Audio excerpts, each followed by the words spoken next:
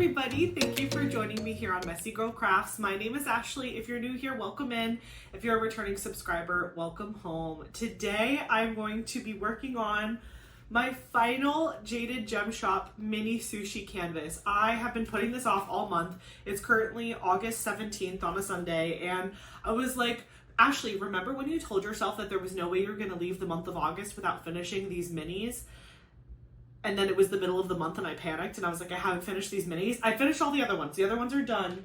They're around here somewhere. I actually should find them at some point. But I have this last one left and I'm kind of excited to clear out the gems out of my little bottle case system here, just because, you know, with a lot of traveling coming up, this has been a really good travel size because it only has 60 bottles in it. So I'm looking to free this one up again because my other bottle case systems are larger. And then I also have like, my Diamond Art Club storage cases. I have my Elizabeth Ward, I have Forever Young, but this one is definitely like my tried and true favorite as far as like a system overall. I really enjoy the bottle cases and they're great for like plane rides and whatever. So my goal is to finish this canvas today, whether it's on video or not. I'm going to finish it today. That way I do have a finish for the month of August because this will be my only finish. But also B, because I really want to get into like the fall season come September and dive into like that type of vibe. And so this will kind of wrap up at least one of the projects that I was working on before.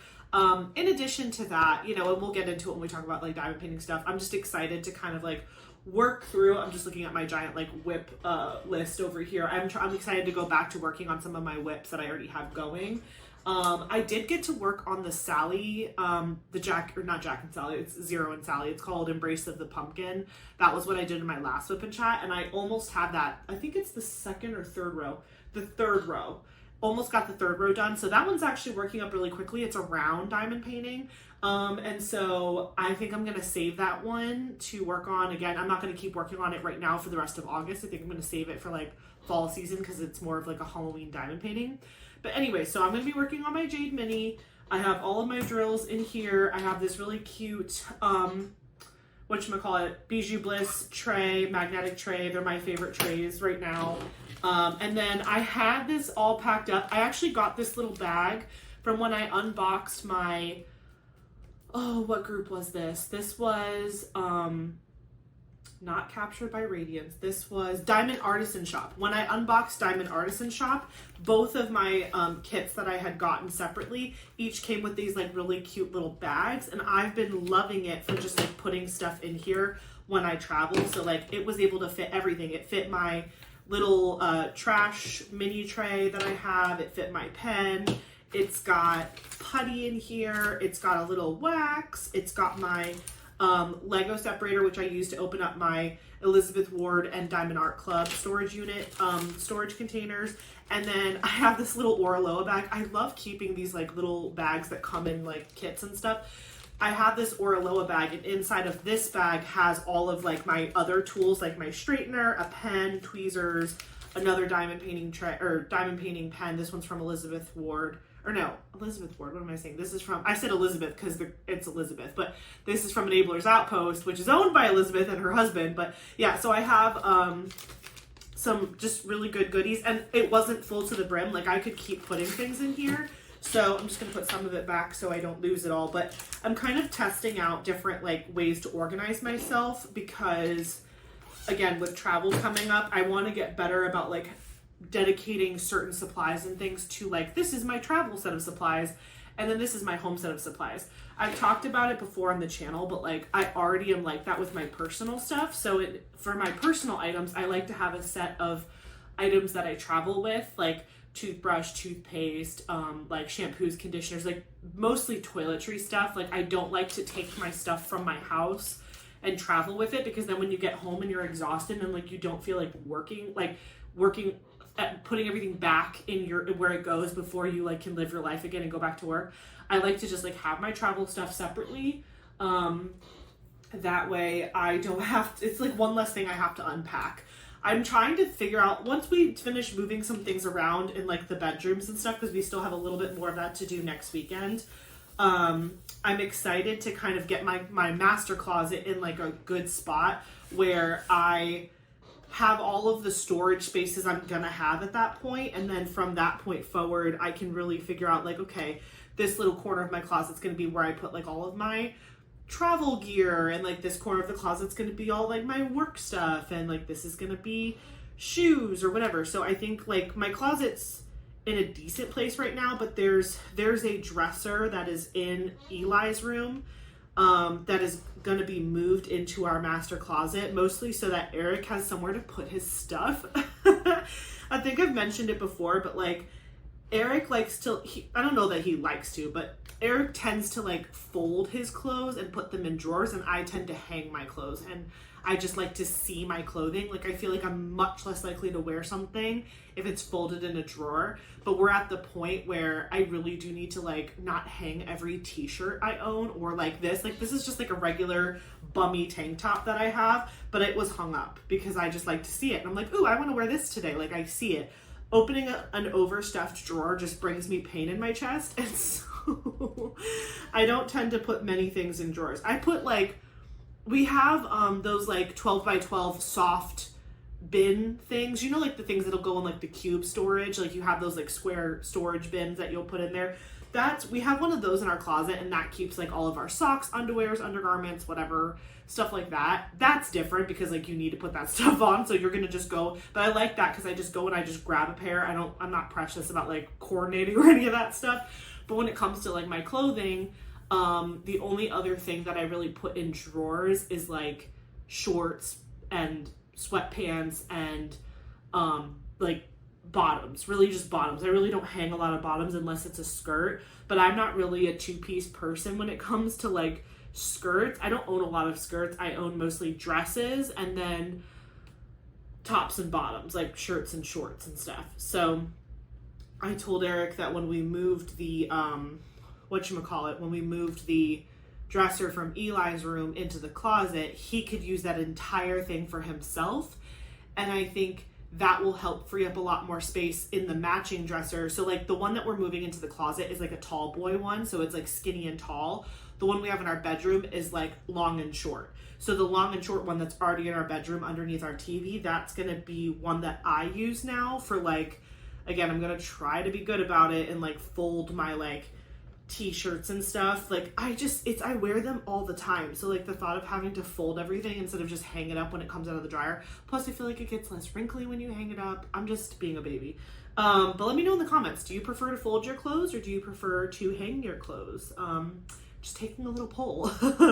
I can get over it. T-shirts, again, another thing with t-shirts is like I don't get very precious about which one I'm wearing at the time. Like, you know, if I'm wearing a t-shirt, I don't care which t-shirt I'm grabbing. Like if it's like a school t-shirt or like a graphic t-shirt, usually, but with t-shirts, I'd like to try to coordinate the colors of my shorts with whatever's in the t-shirt. So if I just go in my drawer and grab out a t-shirt, then I can go to my shorts drawer and just like try to figure out what I'm doing. But I'll be able to do that still with being able to move into the new drawer system. But I have a ton of t-shirts because again, if I'm not in a dress because of work or something like that, I'm in a tank top or a t-shirt and shorts, which I've said multiple times. So I'm going to be frequenting those drawers a lot more, which is nice because it's in the bedroom and it's on my side of the bed. But then in the closet, I'll have a lot more room for hanging clothes, which is good because if I do end up going back to work like in person more often, during COVID, like I did a total spring cleaning of my closet and I just got rid of a lot of older things, like older professional attire that I just didn't really wear a lot to begin with, or it wasn't my favorite, or it didn't fit the way I wanted it to. Again, I was much heavier back then, and so like I just was like in a moment of like, well, if I don't have to go into the office for God knows how long, because no one knew how long COVID was going to last, I was like, why am I wasting space in my closet with all of these things that are like from like grad school and when I was like going on interviews? Like I can't remember the last time I actually wore like a suit jacket, like a female suit jacket. I had one for when I went on interviews, and like when I was applying for the job that I have now, I wore a really cute dress with the jacket on top because I just thought that looked cute and professional. That was literally the last time I wore this thing. So I'm just like, I got rid of a bunch of stuff, and now that I'm having to go back to the office, I'm gonna have to start like thinking about that again, because I swear to you, when I was only going into the office like 2 days a week, I wore the same. I had like 6 dresses that I would rotate every week. It was like 2 dresses, like it would just rotate, and like I didn't even care if people like were like, oh, she's wearing the same thing over. I just don't care. Like I'm just not a fashionista like that. Like I don't really care. And when I was younger, like when I was in like my first bachelor in my bachelor's program, like my mother-in-law, well, my now mother-in-law, before it was like Eric's mom, because he was only my boyfriend, but she used to get me like outfits for like Christmas and my birthday. Like she used to get me really cute like professional clothes, because like she's into that sort of thing. And so I actually do still have a lot of the stuff that she got me, because she was very conscious of like my style, and like she's a big like comfort first person, so like I actually do enjoy a lot of the stuff she got me. But again, when I wasn't going into the office all the time, I just wasn't wearing it as much. But then you know how clothing gets, like when it sits, it gets like weird or pilly or mothy, or again, I hope there's no freaking moths in my closet, but I have to go back through everything. You know, my body's different, my style is different. I need to go through everything and like really take a hard look at it. There was let me know in the comments if you guys ever went through this phase. I went through a whole phase where like almost my entire wardrobe was LuLaRoe. I swear to you, I was an addict. Like I have so many LuLaRoe outfits. LuLaRoe, if you're not familiar, it's like one of those, like, I don't want to call it a multi-level marketing thing, but it kind of is. It's basically like people sell clothes online, but it's like you and me. It's kind of like Avon, but for clothes, or like Pampered Chef, but clothing. It's like people would have to buy out of their own money clothes from the company, and then they would turn around and sell them to people like us, like through Facebook groups and stuff like that. And like it was like a whole thing. And again, like from the company side of it, like it was a little MLM-y, but from the purchasing side, like it was fun, because like you were buying cute outfits. It was kind of like QVC, but like less professional. I don't know how else to explain it, but it was fun. And so like me and my friend would like get on these lives, these Facebook lives, and we would be like, you know, buying things, and it was like, oh, like this pattern only comes in this dress, and like it's limited time, and it'll sell out, and then you'll never be able to get it again. It was just crazy. It was like crazy. The times were crazy. So I don't have as much as I used to, but I still have a ton of LuLaRoe clothes. And again, like some of it I still really love, and some of them are like staples in my wardrobe, but like not as much as it used to be. They had this one dress I think it's called the Amelia. I wear like those dresses. I wear them to work all the time because they're really pretty. The quality of the fabric was really good, and it had like a nice sleeve on it. So the sleeve will come down to like my like mid arm. So it's like a cap, kind of like longer than a cap sleeve or a regular sleeve. I don't know what you would call that. It has a sleeve. It has pockets, and it's got a zipper up the back, but the material was so stretchy, I never unzipped it. I just like pulled it over my head because I'm so lazy.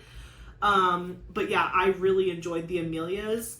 And LuLaRoe is still a thing. I'm pretty sure like there's still people out there selling LuLaRoe. So if you've never heard of it and you're into like shopping online with like other people in like a Facebook Live situation, look into it. But it's fun. It was a fun time. But I had, you know, it's kind of like diamond painting, where it's like when you first get into something, you buy too much, and then you take a break, and then you look back and you're like, whoa, I went a little overboard there. So I just need to go through my closet and make some realistic decisions. I'm 33 years old. I just need to be real with myself. Like, you know, Ashley, are you ever going to wear this again? Or if it doesn't fit you, first of all, like people that hold on to like items of clothing and they're like, one day I'll fit into this. Like, okay, if you want to have like one goal outfit that you hold on to because it's like meaningful to you, totally fair. But if you want to hold on to like an entire wardrobe from like high school, stop it. Like, stop it. You're a full-bodied human being. Don't make yourself feel bad that you're not what you looked like in high school, or everybody would be depressed. So there's a little bit of that where it's like, you know, I just need to go through and get rid of a bunch of stuff. And some of it I didn't even know that I had it in there, to be honest, because like you get very comfortable using like a certain half of your closet, and then you're like, oh yeah, I forgot I had this t-shirt, or I forgot I had this dress, or I forgot whatever. Or like my other favorite, you buy an outfit for a vacation, you wear it on that vacation, and then you never wear it again.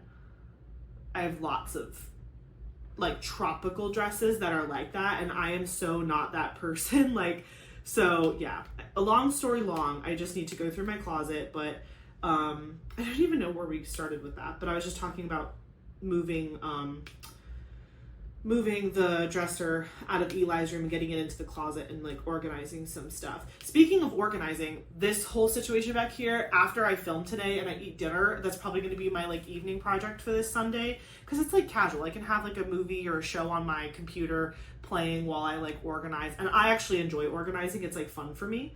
So that's probably what I'm going to do today. So hopefully, I'm not promising anything, but hopefully by my next video, this looks a little bit more cleaned up. I also think I've gotten a little bit closer to making a decision about this back wall situation. I feel like it would be kind of cute if I did more of like a gallery style, because originally I was like, oh, maybe I'll just do like straight diamond paintings like framed on the wall, but now I'm almost like, you can kind of see it a little bit in the corner of the screen here, but I have a couple posters. Like, I have a poster from when I went to go see Hamilton in New York. I have a poster from the Grand Ole Opry, and I have a poster from a train concert that I went to with Eric like years ago. I don't have too much of that, but I do have some of that, and a lot of those were sitting in boxes in Eli's room. And again, I'm trying to get that room completely empty before we go to Alaska. And I was looking at all these things, and I'm like, am I really gonna like throw this stuff away? Like, obviously never my Hamilton poster or my train poster, I would die. But there's some other like little framed, or like, again, some of this is not framed properly. Like, I need to frame it correctly. There's just some art that I've gotten over the years too, like cute little art from like different places that I've traveled to. And I'm like, I've always wanted to put it somewhere, but I never really found a good place. Like, once we bought our home, I never really hung it up, and it's just been sitting in boxes from our old apartment from years ago.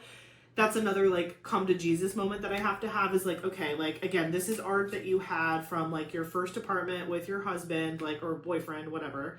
And what do you want to do? And so I need to like go through everything. Like, Eric and I, we have like Eric's law school degree is literally sitting in a box over there. It's framed. I did get it framed.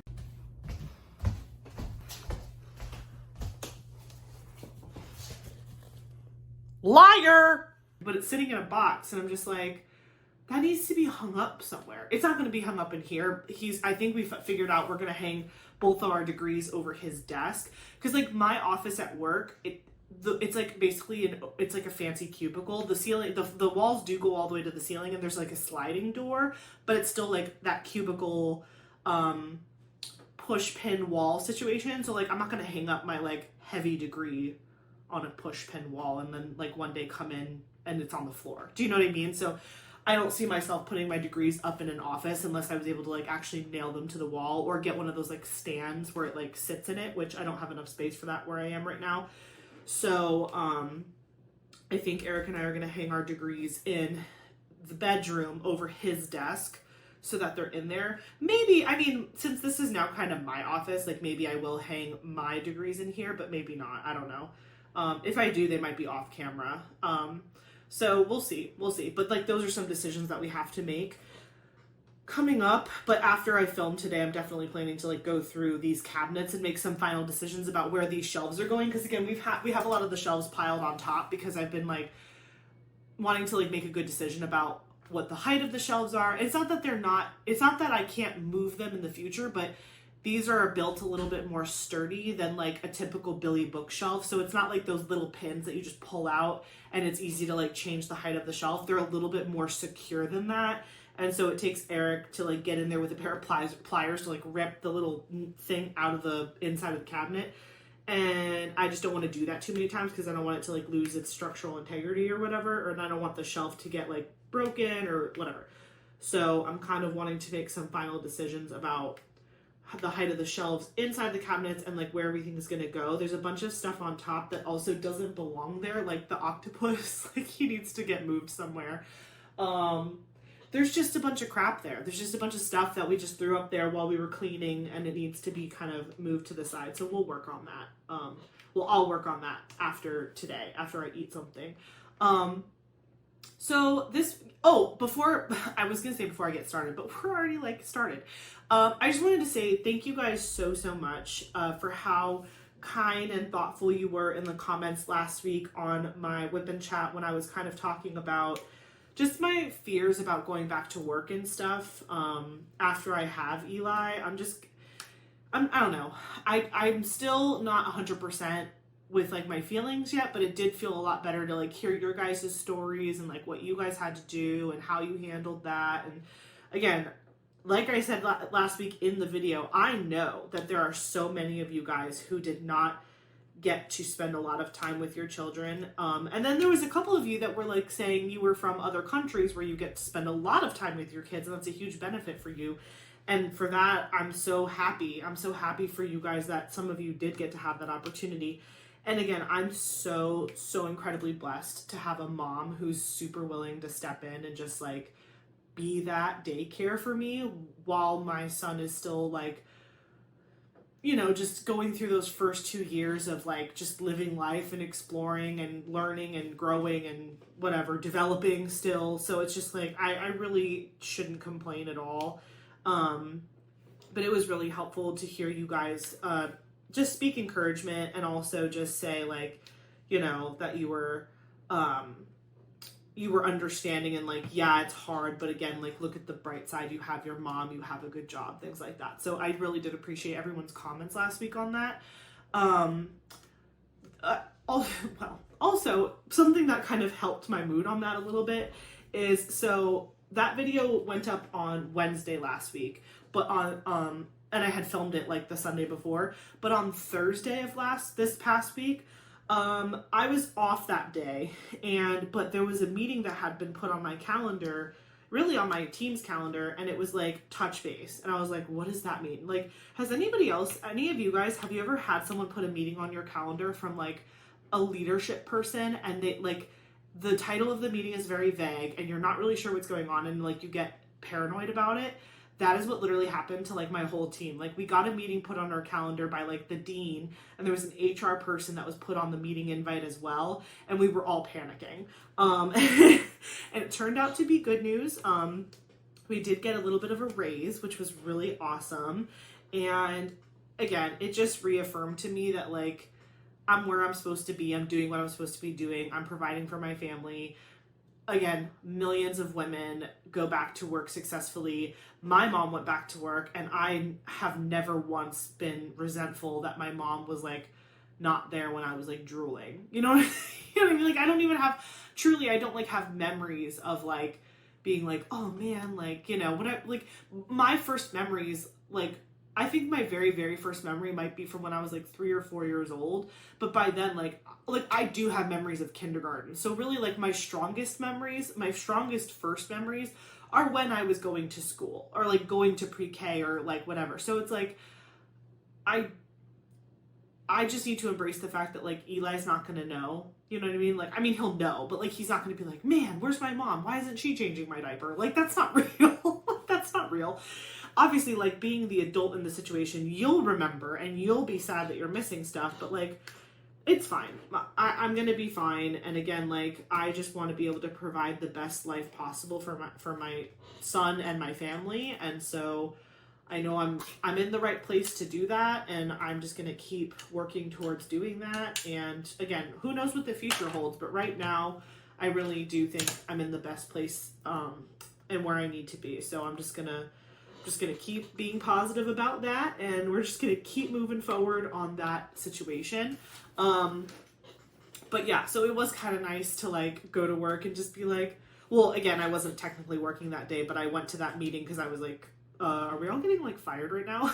Are you about to make this decision for me? No, I'm just kidding.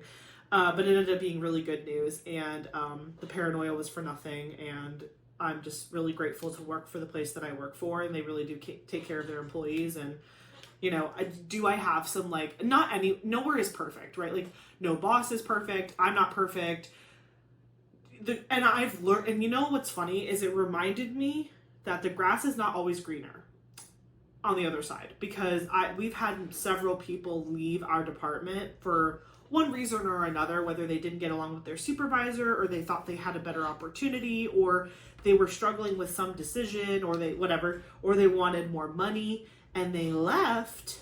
And then sometimes within 6 months or a year later, they were like trying to apply for jobs in our department again to come back. And that's just because, you know, they went out there, they saw what they saw, and they were like, oh wow, I don't think I realized how good I had it. And again, that's under the sentiment still of like, nobody's perfect, right? Like, obviously, like, having worked for the job that I have for like 9 years, like, I've seen the good, the bad, and the ugly, but I definitely think there's more good than anything else. And I see what other people have to go through, and like personalities and management and like lack of trust and decision-making power. And I'm just like, you know what? Like, it's either this or nothing, to be honest. Like, I don't really see myself just switching for the sake of switching, especially because I'm just so established in my role, and I really do love the people I work with.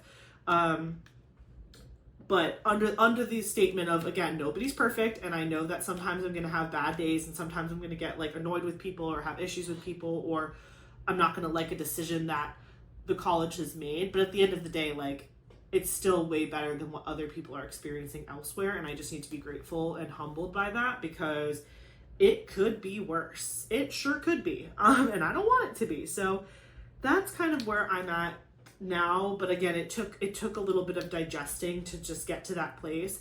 I still don't have an answer yet on like what they're going to do. Because again, the university was like, everybody has to come back to work. But then the college hasn't really made their statement on whether that's going to impact our alternative work schedule. So like, everybody having to come back to work. I mean, I'm currently coming into the office 3 days a week. I'm home 1 day, and then I'm off the 5th day because I work 4 10s. So in my best worst case scenario, it just means I have to come to campus 4 days a week, and then I'm still off the 1 day. That's like the best worst case scenario. The best case scenario, if they're like, you know what, we're just gonna let you keep doing 3 days, like your schedule literally won't change. That's like the true best case scenario. But if I do have to give up anything, it'll be probably my 1 work from home day.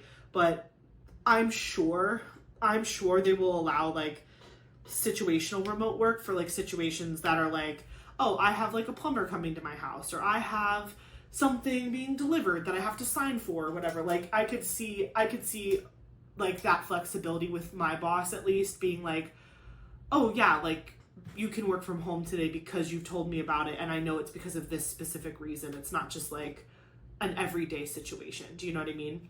So there is that. That feels like I could see it happening, even if we're told we have to come back all the time.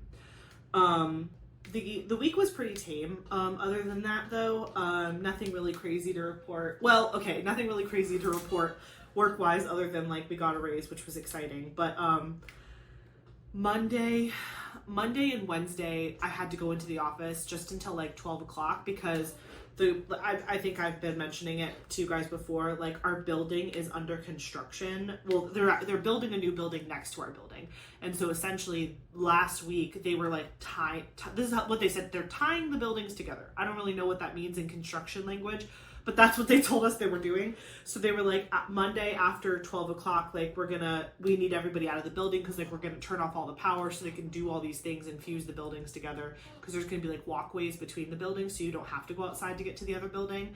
But so Monday I went in until like noon, and then I worked from home the rest of the day. Tuesday I worked from home.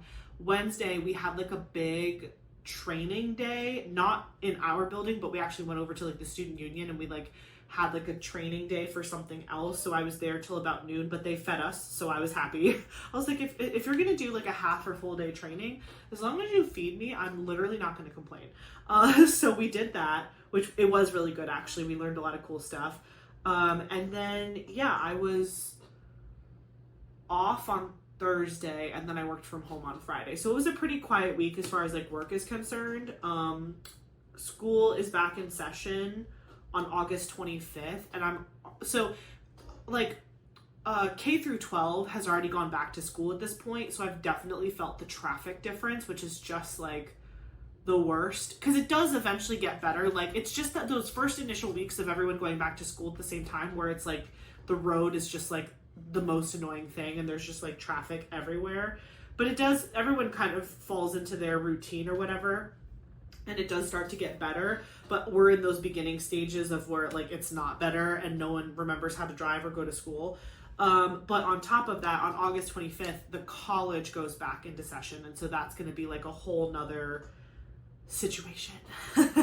And so parking is going to be hard and all that stuff. But what is kind of ironic about that is that I was called for jury duty, and if I am actually selected to go to jury duty, my day to report to the court is on August 25th, which is the first day of school. So I'm like, am I about to get out of having to drive on campus the first week of classes? That is so exciting to me.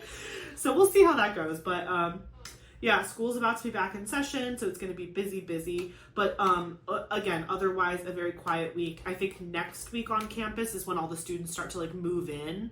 So next week on campus will be a little bit crazy, but hopefully that'll be towards the end of the week. And I'm only going to campus Monday, Tuesday, Wednesday, so I should be okay. I did already renew my parking pass though, so that's taken care of, so I don't have to worry about like anyone trying to like give me a warning or anything on campus for parking, because that's the worst, especially when you're late and you're just trying to like run around and find a spot.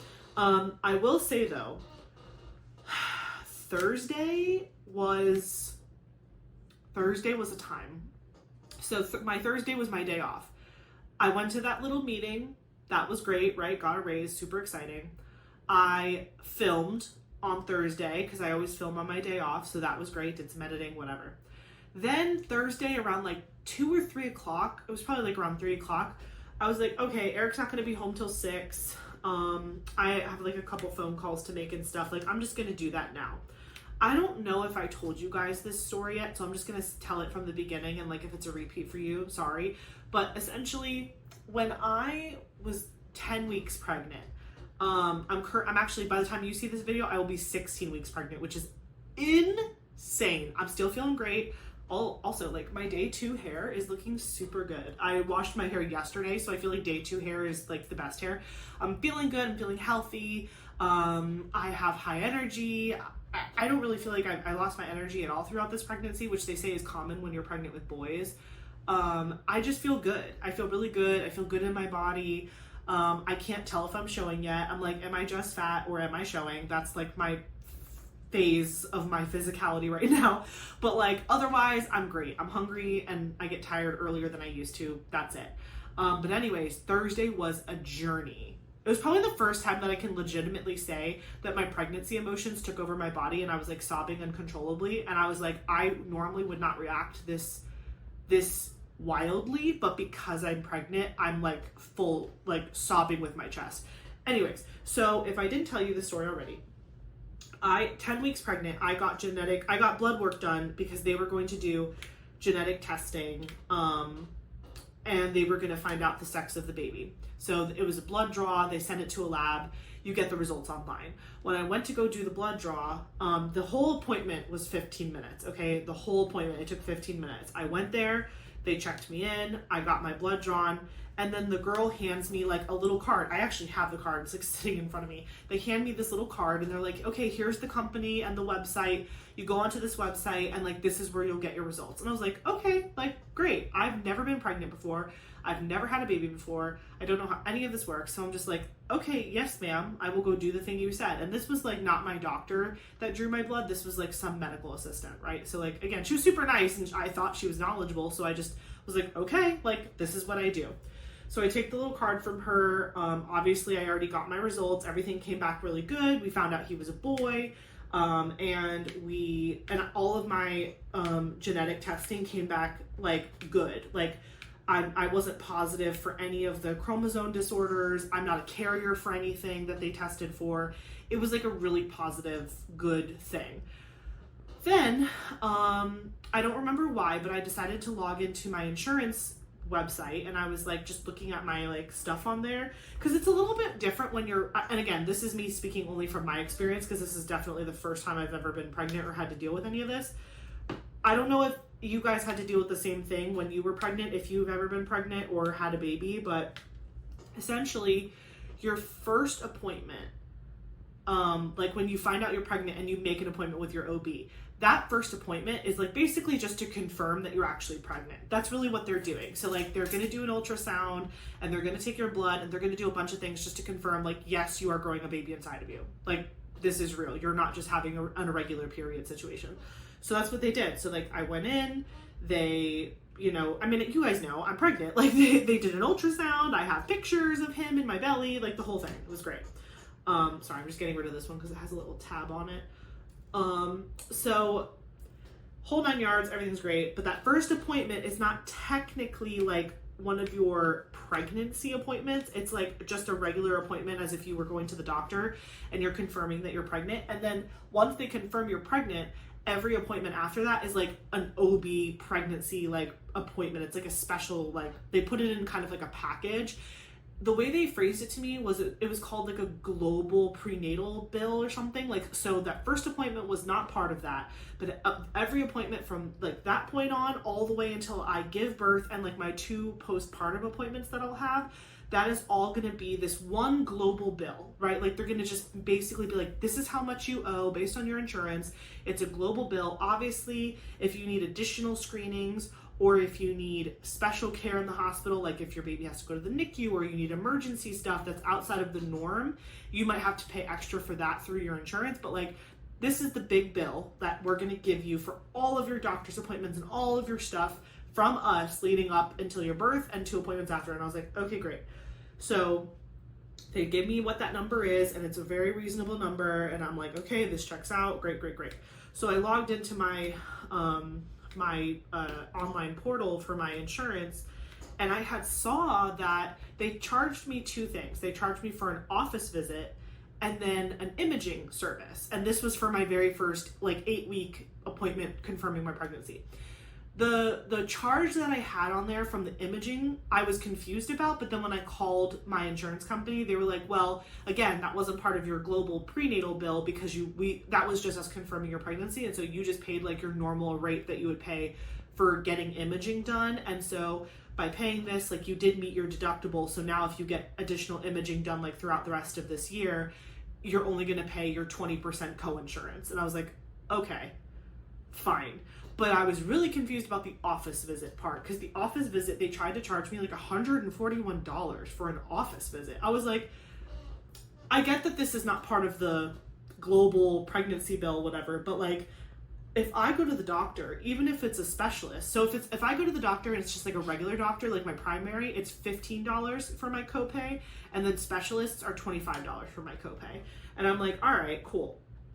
So the fact that I was trying to get charged $141, I was like, what do you think this lady did to me? Like, she literally, like, she wasn't even the one that did the ultrasound. Like, that wasn't the, like, again, there were 2 charges. The imaging, which was the sonogram, the transvaginal ultrasound. And then there was the office visit where essentially I just spoke to the actual, I say doctor, but she was a certified nurse midwife. She's on the team that could help me give birth to my child if, you know, my primary doctor isn't there that I want to, my like primary OB that I want to give birth with. But she's on that team. And so I was rotating with her. And so I saw her and she was super nice, super great, very knowledgeable, answered our 8 billion questions. But that's all she did. Like, we talked. She didn't even look at my body. Like, she went over the results of the scan. She was like, "Yup, you're pregnant. It looks good. Everything's in the right order. It's not an ectopic pregnancy." It's like she basically went over the results of my ultrasound and also like answered all of our million questions. That was it. So I was super confused. I was like, why am I not paying at most $25 because I saw like a specialist or whatever? And so they were back and forth with me about it, and they were like, I think maybe they just put it in wrong. Something weird happened with the coding. And I was like, okay, no problem. While I was in there talking about that, because I was confused about that, and again, I had already technically paid it, like, because like leading up into a doctor's appointment, I will get an email for like a virtual check-in. And if you have a balance to be paid, it will let you pay it in advance so you don't have to pay it at the doctor's office. Again, first time pregnancy, I don't know what I'm doing. So I see a charge on there for like $141 and $262, whatever. And I'm thinking like, oh, maybe this is going towards my global bill. Silly me. And honestly, if you're not pregnant yet, or if you're pregnant and you're considering and you've never had a kid before, just know that it's okay that you don't know everything. But now this is me warning you. Ask a million questions. Ask a million and one questions about why am I being charged this? Because like once you do stuff, it like makes it hard for them to like go backwards and change things. So they were like, well, you paid it. And I was like, yeah, well, because I thought I had to. It's a bill. I was like, I thought thought they weren't going to see me if I didn't pay this bill. So, and I thought it was going towards that big number that you had told me was the global bill. And they were like, no. The global bill doesn't start until your second appointment because that's really your first OB appointment after the confirmed pregnancy, But it looks like they messed up the coding. So I think the 141 thing is going to fall off. And I was like, great.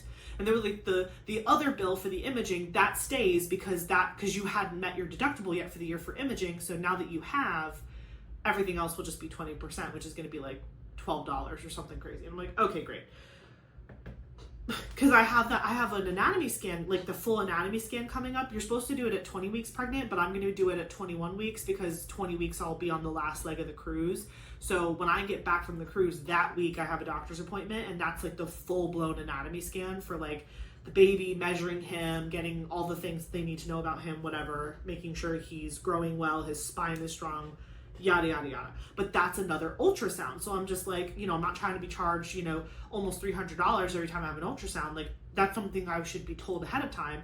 So anyway, got all that figured out. But while I was in my insurance portal, I saw this other charge that made me choke. There were two. They were both for the genetics company that girl gave me the little card. So remember when I said I went and she drew my blood, she was like, here's your little card. Just go here to find out your results. Apparently, I had one charge over $9,000 and another one over $3,000. So we're totaling about $12,000 potentially between these two charges for this genetics place.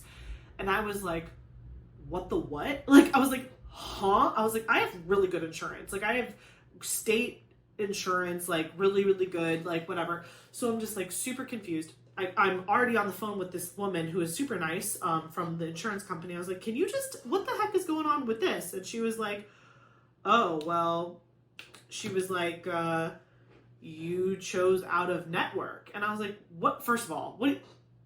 Again, I didn't choose anything. The person literally handed me she drew my blood and she was like, here's where you go to get your results. Here it is. I'm sending your blood here. Take it. And I was like, okay. Again, first time being pregnant. Don't know what I'm doing. Didn't ask. Again, hindsight 2020, I'm like, I should have asked, like, is this in network? Who is this? Like, is this normal? Like, I should have asked.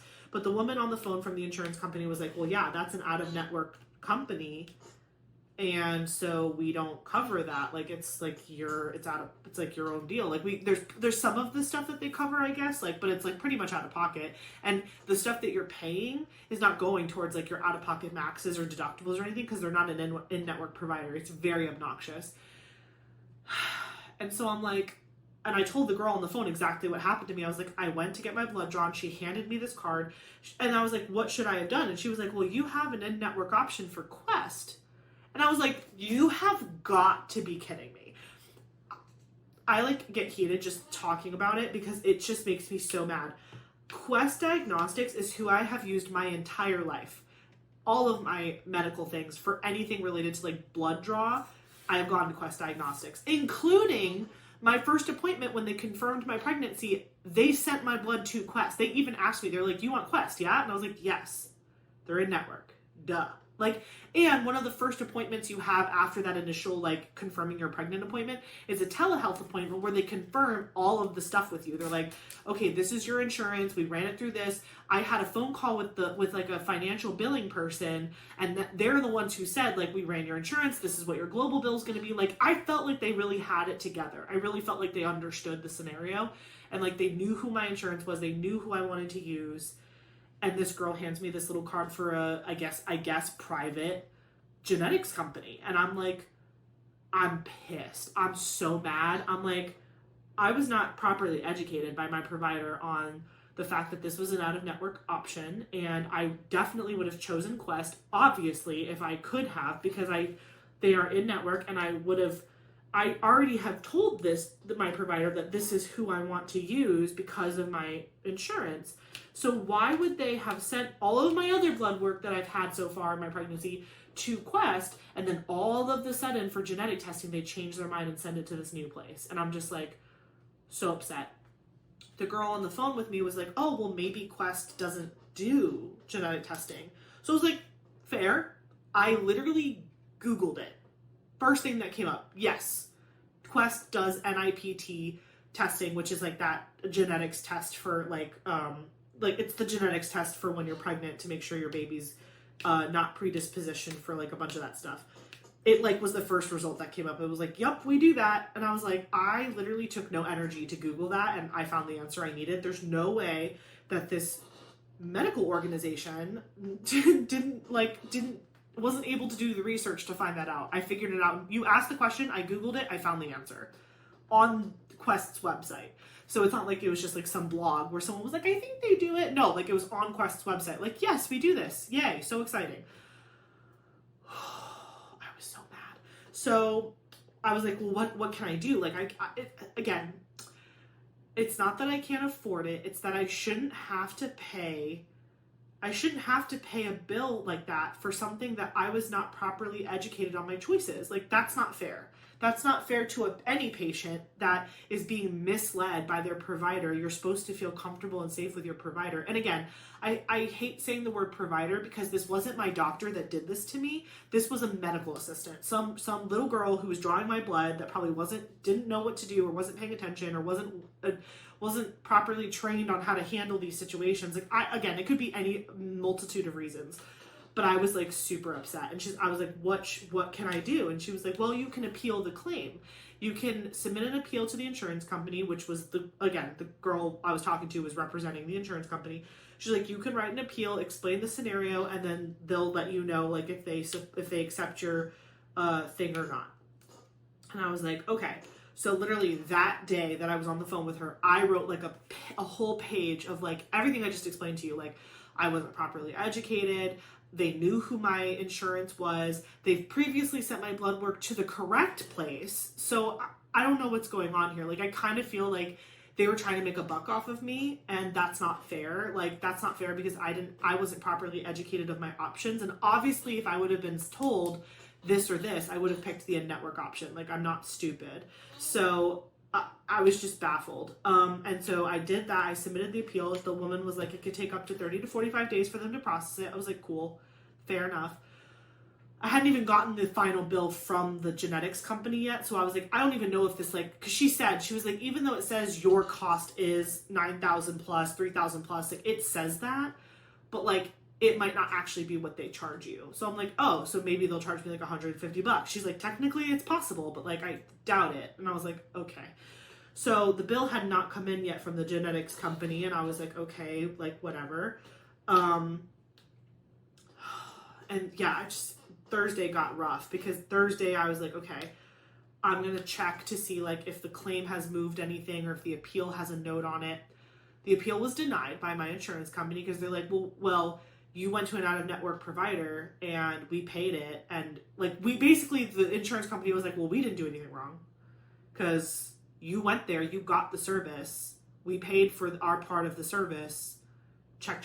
Like, I'm like, did you not see the entire part of my letter where I explained to you that I was like misadvised? And basically this provider's office is like, basically like doing something kind of illegal by like tricking their patients into like using a company that is not in network for them. So what, they can get extra money. Like, again, I'm sure it wasn't that nefarious. I literally think that this girl just was not trained properly and like she didn't know what she was doing, but like, why do I have to eat that mistake? Do you know what I'm saying? So I was hoping the insurance company would accept my appeal and then go after the provider to be like, okay, well now you have to pay for this because your people messed up according to our client and whatever. But that was me thinking much too highly of insurance companies. My bad. So then my next step was like, okay, well I'm going to call the hospital that I am going to for my OB appointments, and I'm going to talk to their billing and finance office and see if they can help me. So I call them and I tell them the whole sob story. Again, this is probably like the third or fourth time I've had to explain this story, whether it was written or to a human being. So I'm explaining the situation. They listen to my whole story and they're just like, well, we're not the ones who billed you, so we can't even put in an appeal. Like, we can't help you because we're not the ones who are charging you. This genetics company is the one that's billing you, not us. So we actually can't fight anything for you because there's nothing on our record to fight. Like, we can only fight billing and finance issues that you have with the hospital. And I'm like, okay, like, is there anyone that you can transfer me to or recommend that I talk to about this issue? And they were like, well, maybe call the genetics company, talk to their billing and finance department and see what they can do. And I was like, okay, fine. Call the genetics company. And I'm like, hey, and and by the way, like I had spoken to the hospital bill and finance and they couldn't help me. I had talked to my insurance, they couldn't help me, and they denied my appeal. So and they were like, oh, by the way, like, your appeal was denied and you can't appeal again because once you appeal, that's it. You can't do it again on this particular claim. And I'm like, great, okay. So now my last shot is to call the genetics company and like plead my case with them. So I call them on Thursday. And again, this is like the umpteenth time I've shared the story. I share the whole story. I explained that I was not educated properly on my options.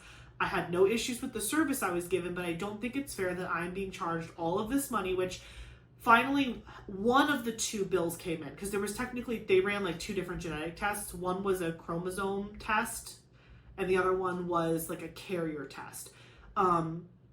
And they're called two different things at this company. So one of the bills came through yet. The second one still to this day has not come through yet, but the first one was like over $700. Obviously, way better than $9,000 something dollars or $3,000, whatever. I don't know which one it is either. Like, I don't know if that bill is reflective of the $3,000 bill or the $9,000 bill that I saw in my insurance portal. I'm not sure. But either way, that one came in first. The other one is still pending. So I'm waiting to see like what the deal is with that. And so I told my whole story and they were like, well, the insurance company's already paid us, so there's nothing we can do. And I was like, again, you have someone out there giving out your information to people who are not covered to receive your services. Like, don't you find that to be problematic? And of course not, because they're getting paid. So, and again, I'm talking to like a little billing and finance person that like is probably reading from a script. Do you know what I'm saying? Like, I understand, I can see beyond my frustrations to understand that like the person I'm literally talking to on the phone probably has no idea how to help me. And I'm just like, and she even spoke to her manager to see like what could be done. And again, it just felt like she was reading from a script. So she's like, the things that I can offer you at this time is a payment plan, And I kept saying like, but I don't feel like I should have to pay this because this happened. She's like, we can offer you a payment plan up to 12 months. And I'm just like, at this point, again, this is when the pregnancy emotions like kicked in fully. And I was not disrespectful. I was like, okay, thank you. Like, okay, I will figure it out. Thank you so much. And I got off the phone with her and I'm sobbing. Like, I am like full blown tears. I don't like want to get emotional right now. Cause again, it's fine. Like, I'm working through it, but holy cow. Like, I was so emotional in that moment. Hold on, let me take a drink of water. I'm feeling it rising. Huh. Oh my God.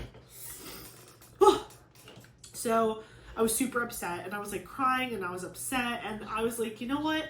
There's gotta be some sort of like, and I don't mean to be like that person who just like complains and whines and whatever, but like, I was like, there's gotta be some sort of like feedback or complaint department or something like that I can speak to somebody. I was like, I just feel like every time I talk to somebody, they're like, well, that wasn't our fault. So, and it's like the person whose fault it is, I don't even know how to address that. So I was like really frustrated. And so I Googled it and I found the like department where I might be able to call and like speak to somebody. And I called the number. It turns out it was the main freaking hospital phone number. So I was just like, okay. So I just asked the woman what that answered the phone that was just like a information desk person. I was like, do you happen to know the number of somebody I can call where, you know, I wasn't satisfied? Like, something happened to me under the hospital's care, and I just wanted to talk to someone about it. And she was like, oh, well, she's like, we have like a risk management department, and we have like a patient advocate. I was like, patient advocate, that sounds great. I think patient advocate is exactly what I need. Somebody who can just help me with the bureaucracy of what I'm dealing with and just help me and guide me through what I need. And so she was like, great.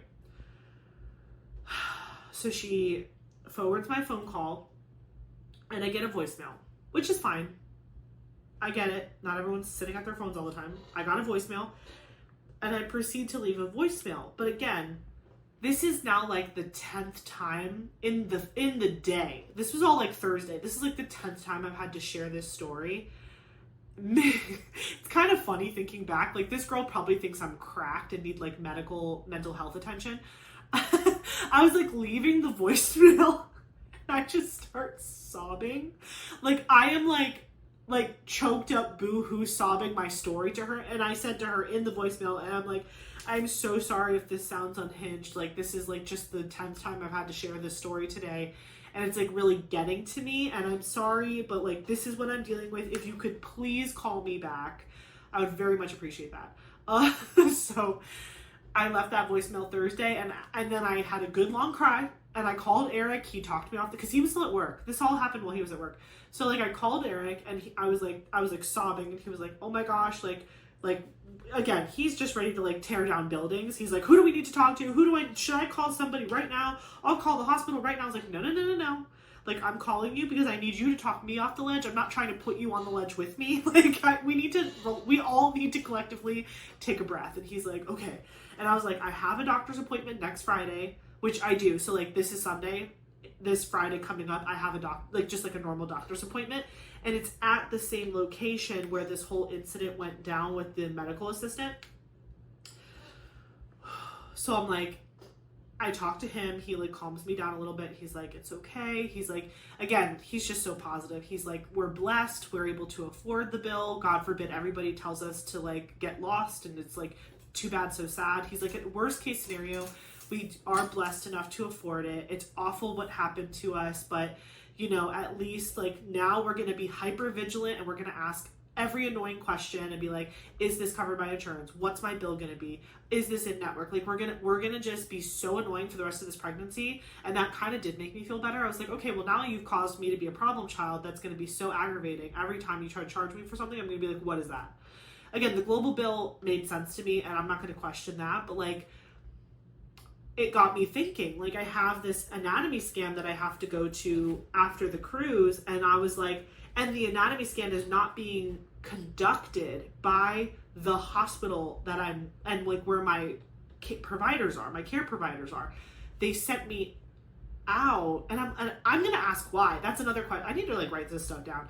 That's like another question I have, is like, why are you sending me to like a different location to get an anatomy scan? Like, are you not equipped to do like an anatomy scan on me when you already are part of my care team and like all that stuff? So I'm gonna be that girl now who asks too many questions, and if they don't like it, like, I'm sorry, you've scarred me at this point. Like, I am now paying hundreds of dollars because I was misinformed. So now I'm gonna make sure that I'm informed and then decide if I'm okay with the information I'm receiving, because I'm just like so over it. And I'm not somebody who, again, knock on wood and thank God, like, I'm not someone who's gotten sick very often in my life, especially like chronically sick or very like sick to the point of like hospitalization, big medical bills. Like, I've never dealt with a big medical bill in my life, and this is the first time that I'm dealing with like a big deal, and it's like not going, it's not going not well, but it's just it's not going the way I imagined it. Like, to me, like, it was very A plus B equals C when I started the process, and now it feels like that's not the case. Like, when they explained to me how this was all going to work, I was like, yes, that makes total sense. And then somewhere in the middle, it like got all jacked up. Like, for example, not to tangent, but it's still within the same topic. Like, when I got given that global bill number, like, they were like, okay, for the entire pregnancy, all of your office visits and whatever, this is the number. And I was like, okay, great. They were like, we're going to build out a payment plan so that you have it paid off before the end of the year. So that way, like, you don't have to think about it anymore going into like your birth. And I was like, okay. So they were like, you're going to be charged this specific amount of money for these 4 next appointments, and then your bill will be paid off. And I was like, perfect. The first real pregnancy OB appointment that I go to, I was like, do I owe you anything? They're like, nope, you're good. And I was like, well, but don't I have to pay my monthly whatever towards my global bill? And she was like, oh yeah, what do you want to pay? This girl at the front desk. And I'm like, I'm like confused. I'm like, what do you mean, what do I want to pay? Like, I thought I was put on a payment plan. Like, this financial lady called me, said all of my insurance stuff, told me what the global bill was going to be. And at the time I kind of froze. I was like, this was the same appointment where I did like my gestational diabetes test and I got to hear the heartbeat for the first time and all that. So I'm just like freaking a little bit. And I'm like, I was like, I guess I'll give you $200. And she was like, great. And she charged my credit card and she was like, have a great day. And I was like, okay, bye. Well, later when I called the financial person again that had given me all the numbers originally. And I was like, when I went for my first OB appointment and I went to go like make my normal payment, they didn't even ask me to pay anything. And then when I reminded them that I was on a payment plan, they were like, pay whatever you want. And I was super confused. And she was like, I'm so sorry. We need to do a better job of like training the front desk. I'm like, psh, it's not just the front desk apparently. But they were like, oh, I'm so sorry. Like, we need to do a better job. Basically what she said to me. And it does make sense. But again, I'm just so frustrated with like having to pay for other people's mistakes, especially when it comes to like my medical situation. Because I shouldn't have to be stressed about this. But like she said to me on the phone, she was like, what happens is we're supposed to tell you at the front desk, like, hey, you owe this much for your monthly payment. But if we ever have a mom who doesn't have the number that we need from them right then, we will work with them and we will extend their payment plan. And I was like, yeah. I gave her $200 because I couldn't remember the number I was supposed to give her. And I just was like, okay, well, here's something. Like, I want to put a dent in it, but she didn't know what the number was and I didn't know what the number was. So I was just like, well, here you go. And again, I kind of panicked. And I was like, well, whatever. If she's going to not care how much I give her, I'm just going to give her a number and I know it's going to go towards my global bill. But like, she was like, no, she should have said, this is what you owe me. And then if you had told her like, I can't afford that today, can I give you this? Then she could have been like, yes. And then put a note in your file that like, to add time to your thing. And I was like, okay, whatever you say. So whatever. I didn't pay the amount that I was supposed to, but again, I technically could pay the whole thing now. I was just doing what I was told because this is my first pregnancy, and I can't say that enough. I don't know what I'm doing. And again, you can look up what other people's experiences were, but no two experiences are just alike. And it's just like, I feel very like isolated in that. Like, I'm just like, yeah, people can tell me what happened to them, but like, you're not in my scenario with my medical team, with my insurance. Like, it's not the same. Do you know what I mean? So I'm just like frustrated because I'm like, who can I talk to that's going to help me with this stuff? That like, whatever. I'm like, I really wish they would just assign a patient advocate to every patient that's going through any large procedure, because it's just a lot. It's a lot. So I was like, okay, girl, whatever. I guess my next appointment, which is on the 22nd, I'm like, I guess I'm just going to like play the same game. I'm going to play dumb and I'm going to be like, okay, like, do I owe you anything? And if they yet again be like, what do you want to give me? I'm just going to be like, okay, I need to speak to somebody at this point, because like I am getting so many different answers from so many different people. Anyway, this Friday is going to be an interesting appointment because again, it's just a routine appointment. So really they should just be letting me hear the heartbeat and like, do you have any questions? And I'm going to be like, oh, I have lots of questions. And I feel bad because the provider that I'm seeing this Friday is the provider that I really want to deliver my baby. She's the one that like I saw when I was still struggling with pregnancy, and like she was my very first OB that I ever approached after trying for a year to get pregnant and not being successful. And she was so kind, so loving, so genuine. And like I was really looking forward to like seeing her again and being like, look, I'm pregnant. Like, oh my gosh, like she probably won't even remember me, but like I remember her, and I remember she had like a lasting impact on me. And like I was very excited that she was still at this practice and like was potentially the one that could help me give birth to my child. And so, but now I just feel like I'm going to be so negative and I'm going to have all these questions, and I'm sure she'll just take it with grace and she'll help me get whatever I need. But I'm just like, it's just like a dark cloud over a good moment. Do you know what I mean? So I'm just like, ugh, whatever. But oh yeah. So that is what I'm planning to do. So this coming up Friday, I'm going to have my appointment, and then when I speak to the doctor, I'm going to talk to her about all of these issues that I've been having. I'm still going to try to fight this genetics company thing one more time. if at this point the provider is like, take a hike, I'm going to be super upset about that. And it's going to make me feel a certain type of way. But it's the last ditch effort. My insurance company has told me to take a hike. The genetics company told me to take a hike. And the billing department of the place I'm giving birth told me to take a hike. So at this point, if my provider's office, which is the one that actually caused the problem, if they also tell me to take a hike, I don't know what to do anymore. Like, the only other thing that I could do, which actually my friend Samantha, who her daughter just turned 1 year old, she gave me a really good idea. She said, you know, what you could do is call the genetics company back and just ask them what the bill would be if you had ran it without insurance, because sometimes they will charge people less that just walk off the street than like what they'll bill an insurance company.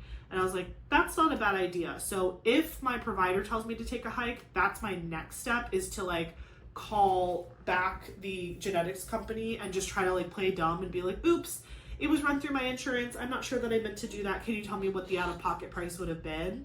And then possibly just pay that. Because the insurance company has already run it and paid, they might tell me to take a hike again, but it's worth a try. It is worth a try at this point to just try to get, if I have to pay something, if I can even get it reduced at all, that would just make me feel like I got a little bit of a win, even though it's not really a win, but it would make me feel a little bit better. But if that happens, I'm just going to pay the bill, suck it up, and just know that karma is a bitch. And that's all. That's pretty much it. I'm just going to be like, you know what? I'm going to do what I got to do. And again, I'm blessed enough to be able to afford it, but just know that I am hyper aware now of all of your shenanigans, and I will be paying more attention. So yeah, that was my Thursday. That was my day off, which thank God, I don't know what possessed me, but thank God I filmed before any of that happened. I would have not been able to do a single thing. I didn't do a single thing. Like, that happened. Actually, that's a lie. That's a total lie. No, I did film before that. But then Eric came home. He took me to dinner. I ate something, which helped. And we did film that night. But again, I was filming with him, and it was hours and hours after this incident. So it didn't feel as like fresh and hard. Like, after that phone call happened, I literally cried, called Eric, cried some more, and then I called my friend Samantha because I just needed like a girlfriend to just be like, this sucks. And like, we spoke on the phone for a couple minutes, and she made me feel a lot better because she also like gave me solutions, which felt good. She was like, oh, like, try this. And I was like, oh, I'll definitely do that if I can't get the provider to like give me a break on something else. Like, maybe, and she said this too, she's like, maybe like, because they messed up so bad, like, obviously they can't change the fact that you owe this bill, but maybe they'll like discount your global bill and be like, we messed up, we're so sorry, you won't owe us anything else. Do you know what I mean? And again, all speculation. I'll keep you guys posted on what we end up doing or what the solution ends up being.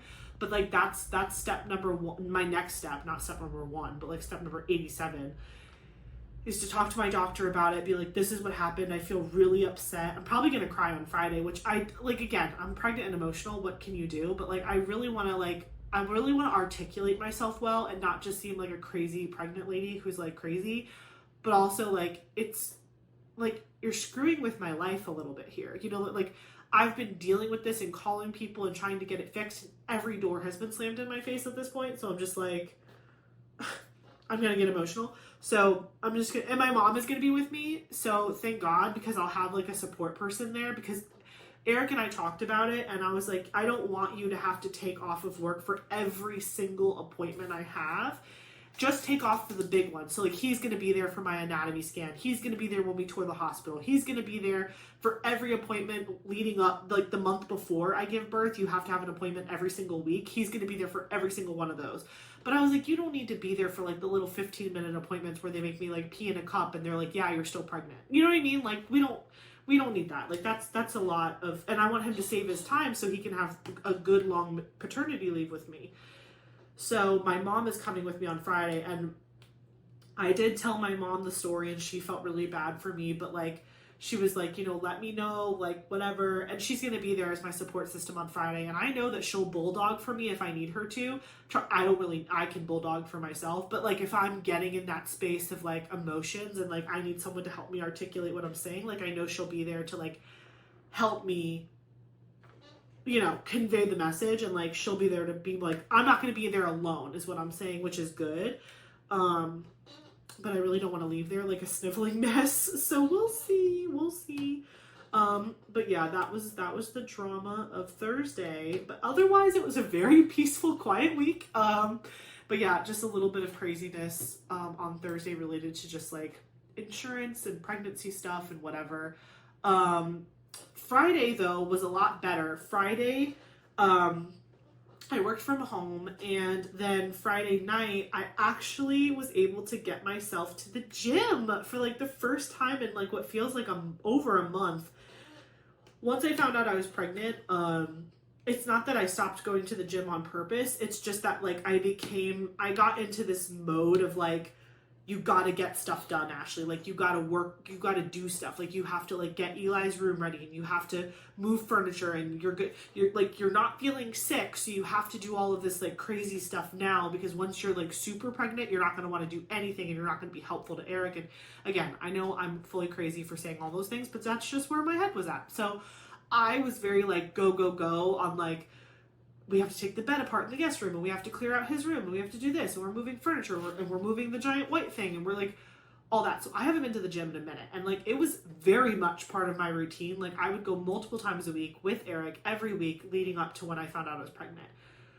So I went on Friday after work. Eric and I had dinner, and then we met up our friends that go with us every Friday, and it did feel really good to be back there. I was kind of nervous because I was like, am I not going to be able to like lift as much as I used to? Because we did arms.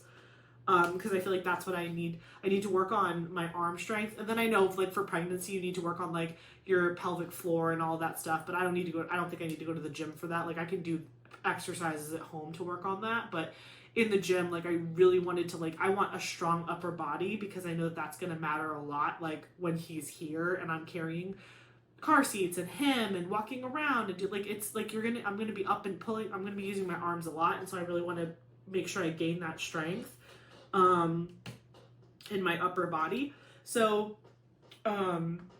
we went on Friday, we went with our friends, we had a really good time. I was able to do all of the machines that I used to do. I only had to drop my weight down on like, I think 2 different machines because it's been a while since I've gone. So obviously I didn't want to like push it too hard. Like, if I felt strain, I dropped weight. I still was able to do it mostly on everything else though. I'm trying to think of the 2 things I dropped weight on. I dropped weight on the assisted tricep dip. There's like a machine where you push stuff down. Like, I did drop the weight on my tricep dip bars. And I dropped weight on my shoulder press. There's like a shoulder press thing that you do. I dropped weight on that just because my shoulder, I think I've just been not finding the best position in sleep lately. And so it's actually like a lot better today. But I was having a little bit of like shoulder/neck pain on my left side because I tend to sleep on my left side. But now with like my pregnancy pillow and all this stuff and trying not to roll on my back, I feel like I'm overdoing it during the nighttime. Like, I have too many things in my bed, like too many pillows, too many blankets, and I'm sleeping all funky and it's messing with my like neck and shoulders. So I dropped weight there a little bit because I think I just need to like get back up to a place where I'm stronger in my shoulders and my like this like whole area like leading up to my neck. So I did drop weight on that a little bit. Not a significant amount though. I still think I did like 40 pounds. 40 pounds I think I did. But I was like, man, but I still felt good that everything else I was able to do, like, I wasn't really restricted on any machines because, again, my belly isn't like huge yet, and so most of the machines that have kind of like a stopper of some sort, it's higher on my chest, or if it's lower, you can drop the seat down so it hits you in a different spot of your body. So nothing was touching my tummy the entire time I was working out, which was awesome. And the only free weight I really used was I did bicep curls with a bar, like a 20 pound bar. but like I didn't find that to be particularly dangerous. And I was with my friends and they were watching me, and I was drinking a ton of water, stayed super hydrated. Actually, it was so funny. I drained the water I brought, and then I made Eric pour his water into my water while we were sitting in the parking lot, just like shooting it with our friends. Like we were just talking in the parking lot for like an hour and a half, to the point where like I had to lift my trunk, and I had to sit in my trunk because we were there talking for so long.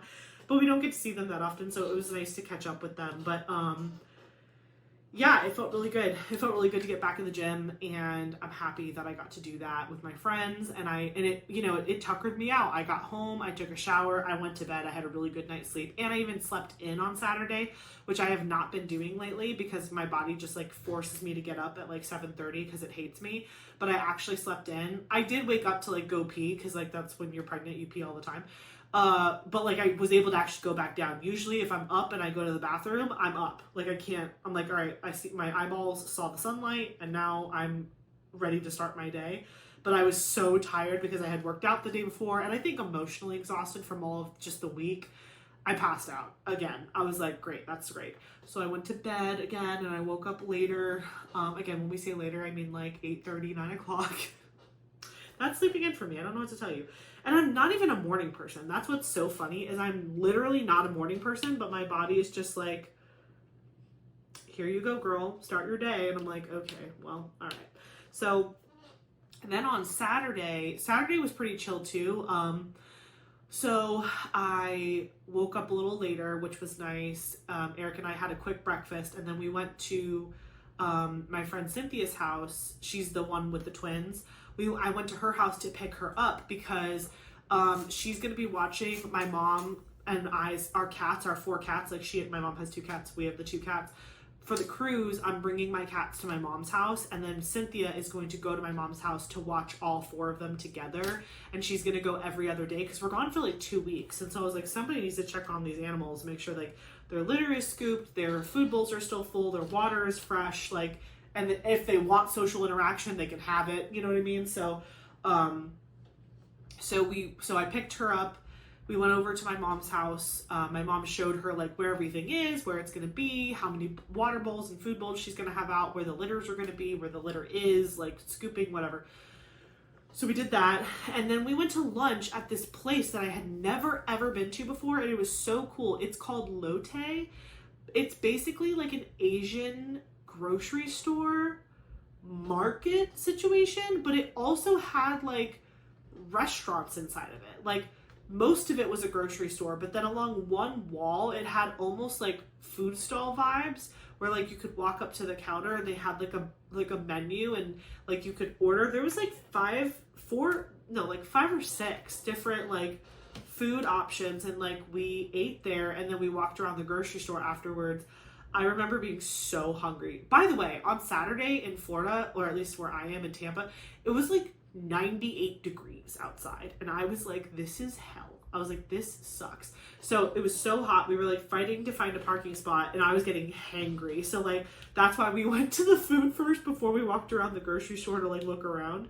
But it was fine. Everybody was hungry too. So we left my mom's, went to this place, this market. We ate. I had beef bulgogi with white rice. It was so good.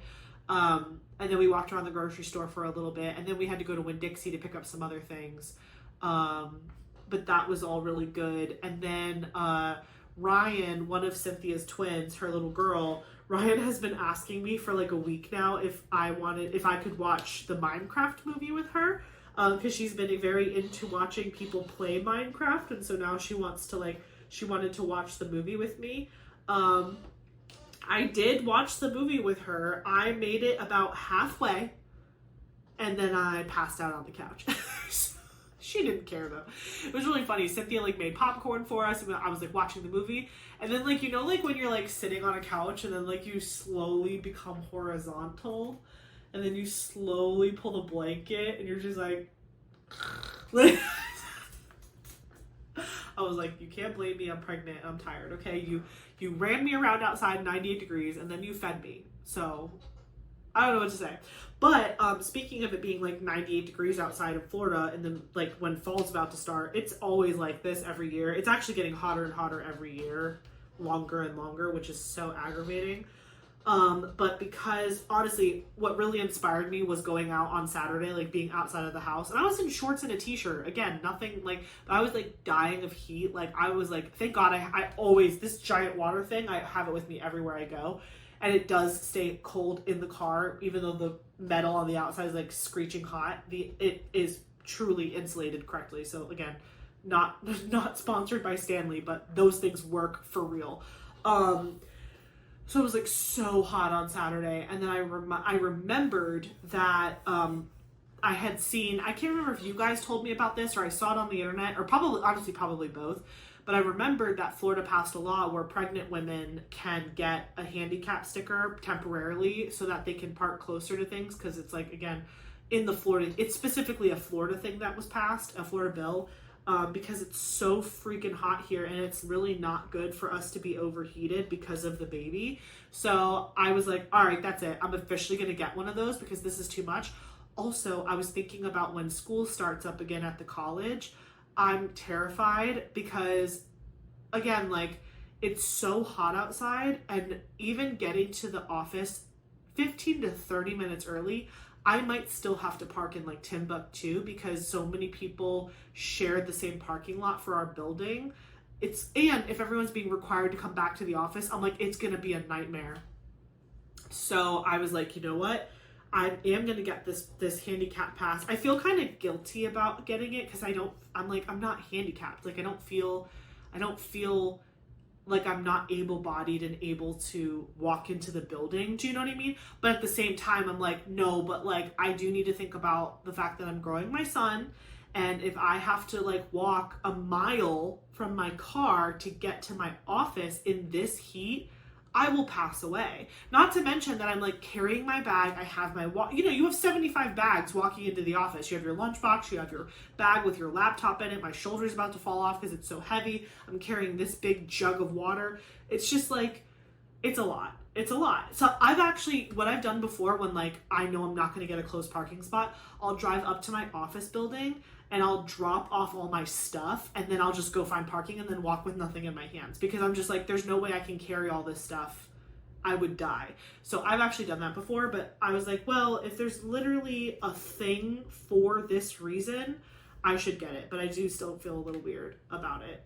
But again, I do need it. It's justified. I just like, like you feel a little guilty. Like if someone, I don't know, or maybe it's just me, I just feel like I'm going to park in a handicap spot and I'm going to like walk into the building and someone's going to be like, what's wrong with her? Nothing. Like she looks fine. Like she's not like limping or anything.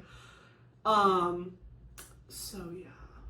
So I'm going to be getting one of those little temporary handicap stickers next weekend. My DMV in the area that I live is really good. They allow residents of the county to just walk in during the week. Like you don't have to make an appointment at all. But then Saturdays are exclusively for county residents. So I'm just going to go on Saturday, and all I need to do is bring, I just need to bring something from my doctor, which I'm seeing the day before on Friday. That's why all this is going down as well, because it's like convenient. So Friday, I'm going to go to my doctor. I'm going to get a letter that says, yes, she's pregnant. I'm going to take that to the DMV, and then they're going to give me the temporary sticker. So I'm just really excited. I'm really excited, especially like right before classes start. And it's good too, because if I do get called in for jury duty, because the only way you know that you're not needed is you have to call the night before or go onto the portal the night before and like check. But if they need you, you're going. So at least I'll have a handicap sticker for that as well, because I don't know, I've never been to the courthouse in my county before. I was sad. I was like, Eric, I wish it was because he doesn't work in the same county that we live. And I was like, I wish it was for your county, because then they could just carpool with you. He's like, yeah, no, I don't go to that courthouse. And I'm just like, man, that sucks. But yeah, so if I get called into jury duty, I'll be going somewhere that I've never been before. And so the handicap pass goes everywhere. For my school, I still need to pay for the parking pass to be able to park in the lot, but then your handicap sticker lets you park in a handicap spot. So like, just because you're handicapped doesn't mean that you can park in any handicap spot on campus. You have to also have the appropriate parking permit for that zone of parking that you're in, which I think is crazy, because I'm like, think about like all of the visitors that come to campuses. if they're handicapped, they might not know that they have to figure out parking ahead of time, because there's like visitor day passes and stuff, but like you have to go online to get that, or you have to drive through the front entrance and there's a little visitors kiosk that you can drive up to, and like you can pay for it and they'll give you the day visitor pass for $5. But like if you don't just like know to look for that, like there's probably people that are parking all over campus and getting tickets everywhere because they're just like, I don't know, I saw a handicap spot and I parked there. I wonder if they're more lenient about that or not, but probably not. Probably not, to be honest. So, any Hoosiers, that was kind of my weekend. Oh, and then, okay, so Saturday, after I woke up from my nap, Ryan was like, did you like the movie? I was like, yes, baby, I loved the movie. I stayed awake for like half of it, okay? It was a cute movie. I fell asleep for the whole part where they like the big climax of the movie, didn't catch any of that, but caught the lead up, caught all the things that led up to the climax of the movie. But it was cute. I'm sure she'll make me watch it again, because she's in that phase of like, I'm gonna watch this movie 80 billion times in front of everyone. Like, I can't tell you, when I got there we were watching Sonic the Hedgehog and I was like, I can't do it. But I gotta get used to it, because I'm sure my son will be the same way. So anyway, after we did that, after we finished the movie, we were just kind of like hanging out, and then we decided to do dinner or what did we do? Oh, we ordered in Wingstop for dinner, which I'm a big fan of Wingstop. First of all, my son is making me eat like a linebacker. I've mentioned this before. He wants me to eat only protein all of the time, which I know is good for me, but also it's just like I'm constantly craving like steak and mashed potatoes and like chicken and beef, whatever. So wings sounded amazing to me, so we ordered Wingstop to come to us, and we like consumed that. We put the kids to bed, and then we were just like the adults, like we were just hanging out for the rest of the night. And my friend Sam, who's currently living with Cynthia and Tyler right now, he found, I don't know if he found this game recently or not, or if he's had it for a while and this was just the first couple times that I've played it with him. But he has this game on his phone called Bandle. If you've ever heard of it, let me know in the comments, because this game is so fun. If you have like an eclectic taste in music and you have a pretty wide variety of music interests, this game is so fun. It's an app on your phone. You can download it. It's called Bandle. And essentially it plays like, you have to guess the song. And it'll give you, like, let's say the genre is 2000s, okay? So you pick that genre, and it'll have a bunch of different songs that you have to guess what it is. And the way you guess is that, like, let's say there's, like, 6 different levels to guess. And, like, level 1 is, like, they'll only play the drums of the song. Level 2 is they'll play the drums and the bass. Then they'll play the drums, the bass, and the piano. And then drums, bass, piano, guitar. And, like, and they keep adding instruments until, like, the last, like, level of your whatever is, like, backup vocal, like, but it's not like the actual words, it's like humming and like oohs and ahs, so you can kind of like, oh, I kind of get the melody of the song. And then if you can't get any of the musical part of it, the very, very last like hint they can give you is like trying to get you to guess the name of the song. So if the song is like You're My Fire by Backstreet Boys, or I think it's called You're My Fire by Backstreet Boys, it might be like Flame, or You're My Flame, or it'll be like something like that like is like not correct but like gets you on the right track, whatever. So we were literally playing that for like 5 hours.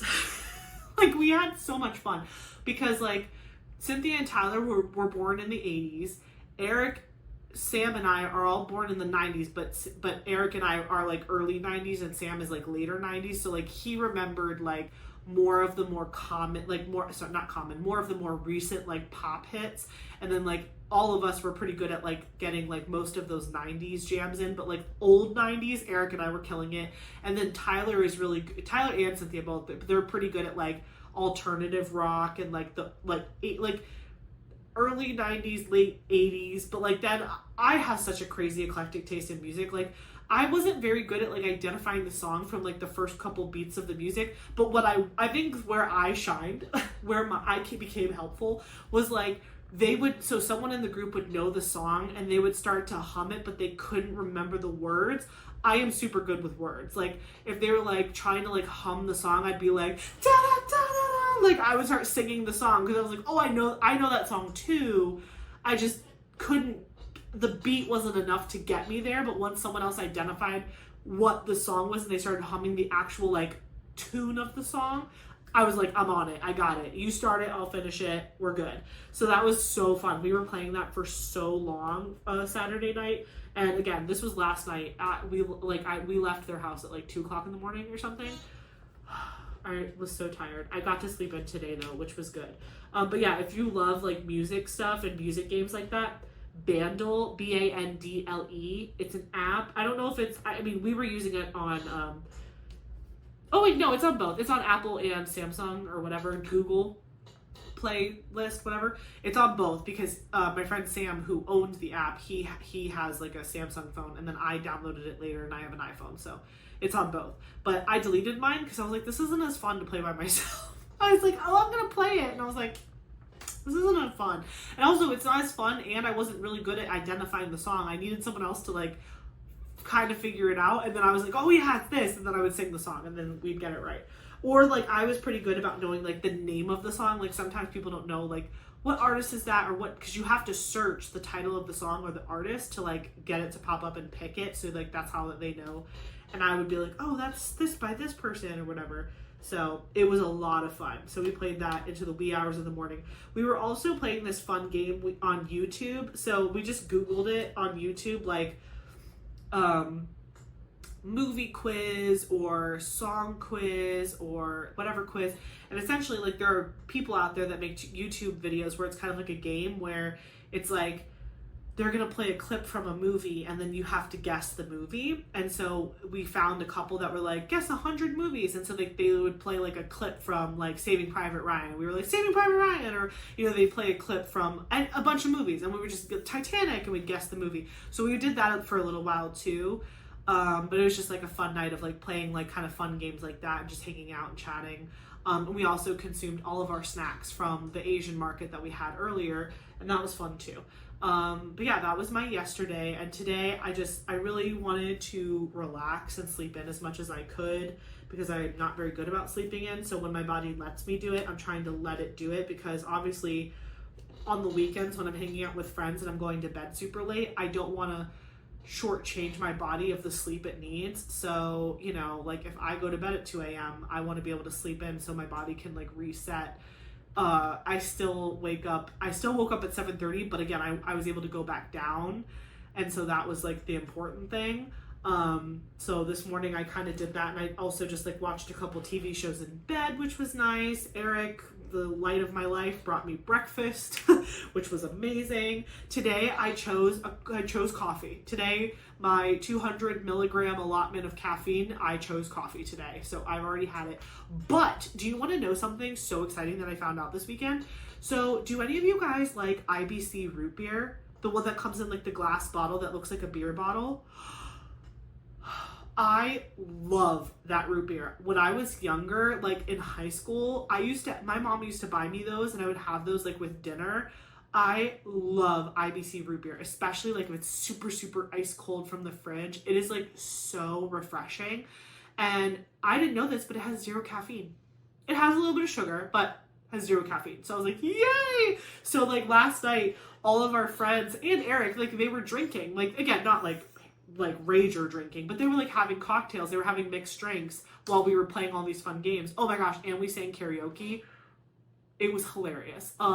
We would be playing Bandle, and then we would find a song. We like got a song correct that we like all are obsessed with, and then we would like go to YouTube and like find it in karaoke form, and we would sing it, and it was freaking hilarious. But yeah, everybody was drinking last night, and so when we were at the Asian market, I had seen, or no, I'm sorry, not at the Asian market. I found it at Winn-Dixie, because we went to Winn-Dixie after the Asian market to pick up some snacks, and I had seen that they had IBC root beer, and I was like, oh my gosh, like I was so excited. I was like, this is gonna be like my fake beer tonight, guys, because it looks like it's a beer bottle, right? And then Eric was like, does that have caffeine in it? Because I was planning to have caffeine with my dinner. I was gonna have like a Diet Coke or whatever, and we pulled out one of the bottles, and it's caffeine free, and we both were like, ee! So we grabbed a couple of bottles of that, and that's what I had as like my fun little cheat drink for like our game night while they were drinking their real drinks. But But that was so fun. I felt like I got to have a fun drink too. Because that was my whole thing. I was like, I'm not missing alcohol. I really didn't drink before. But I just wanted to have like a fun drink. Like I was like, I want to have a fun drink too. So I got to have a fun drink in my root beer, which was exciting. And then, yeah, we played all night today. Woke up late. Eric brought me breakfast. Dunkin' Donuts has snack and bacon. I was like, what could be better? Literally like a little tiny bag of like protein. That's amazing. I had like 2 little things of snack and bacon and I was ready to go. And a coffee because I needed a coffee today.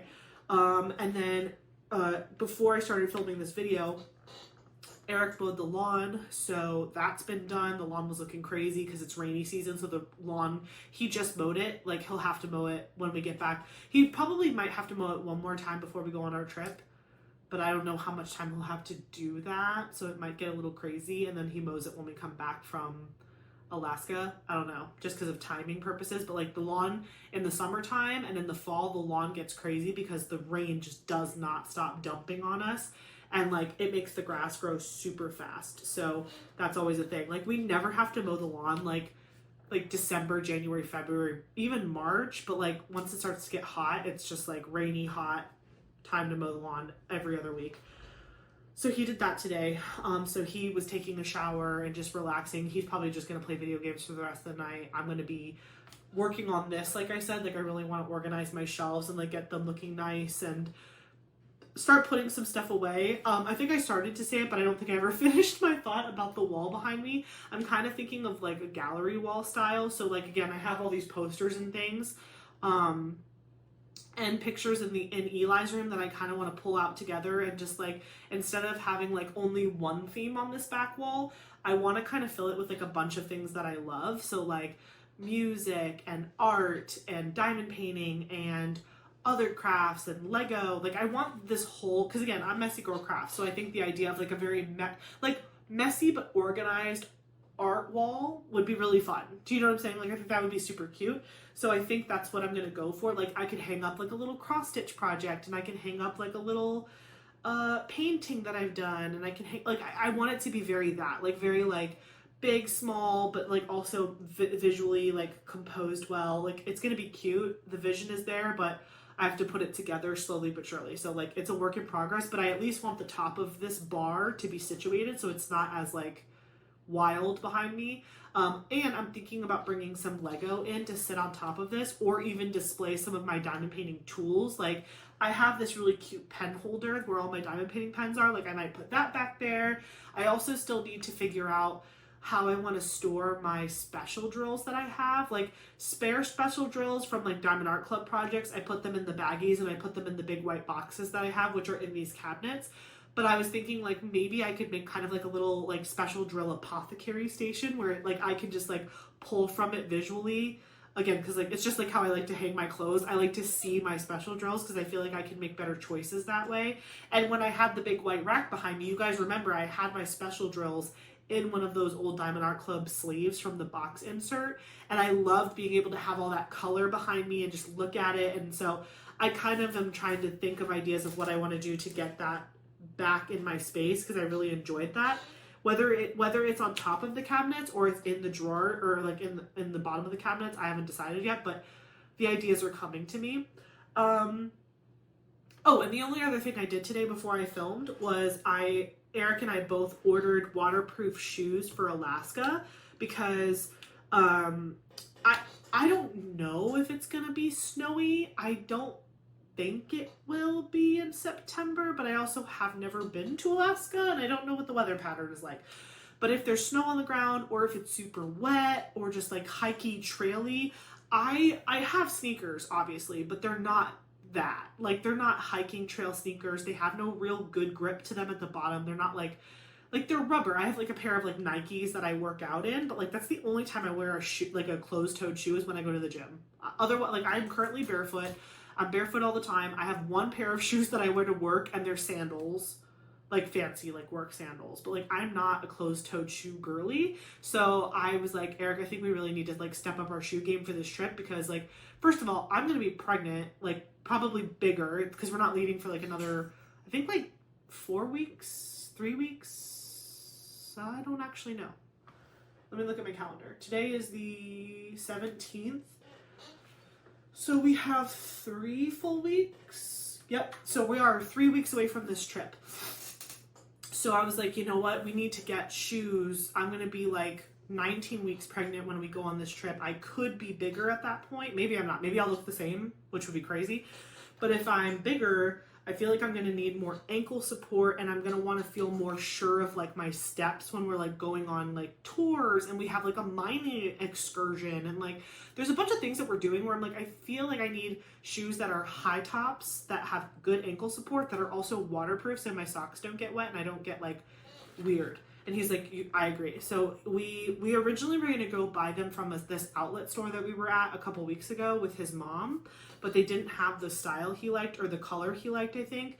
And it's an outlet, so they're like, we have what we have and that's it.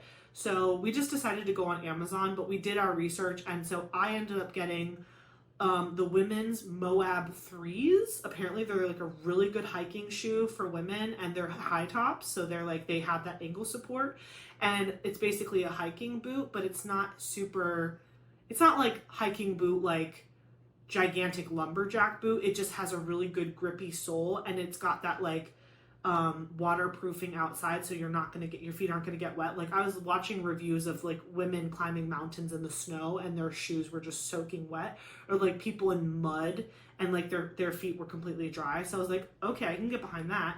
And then Eric got a pair of waterproof Adidas that were also high top because he wanted the ankle support as well.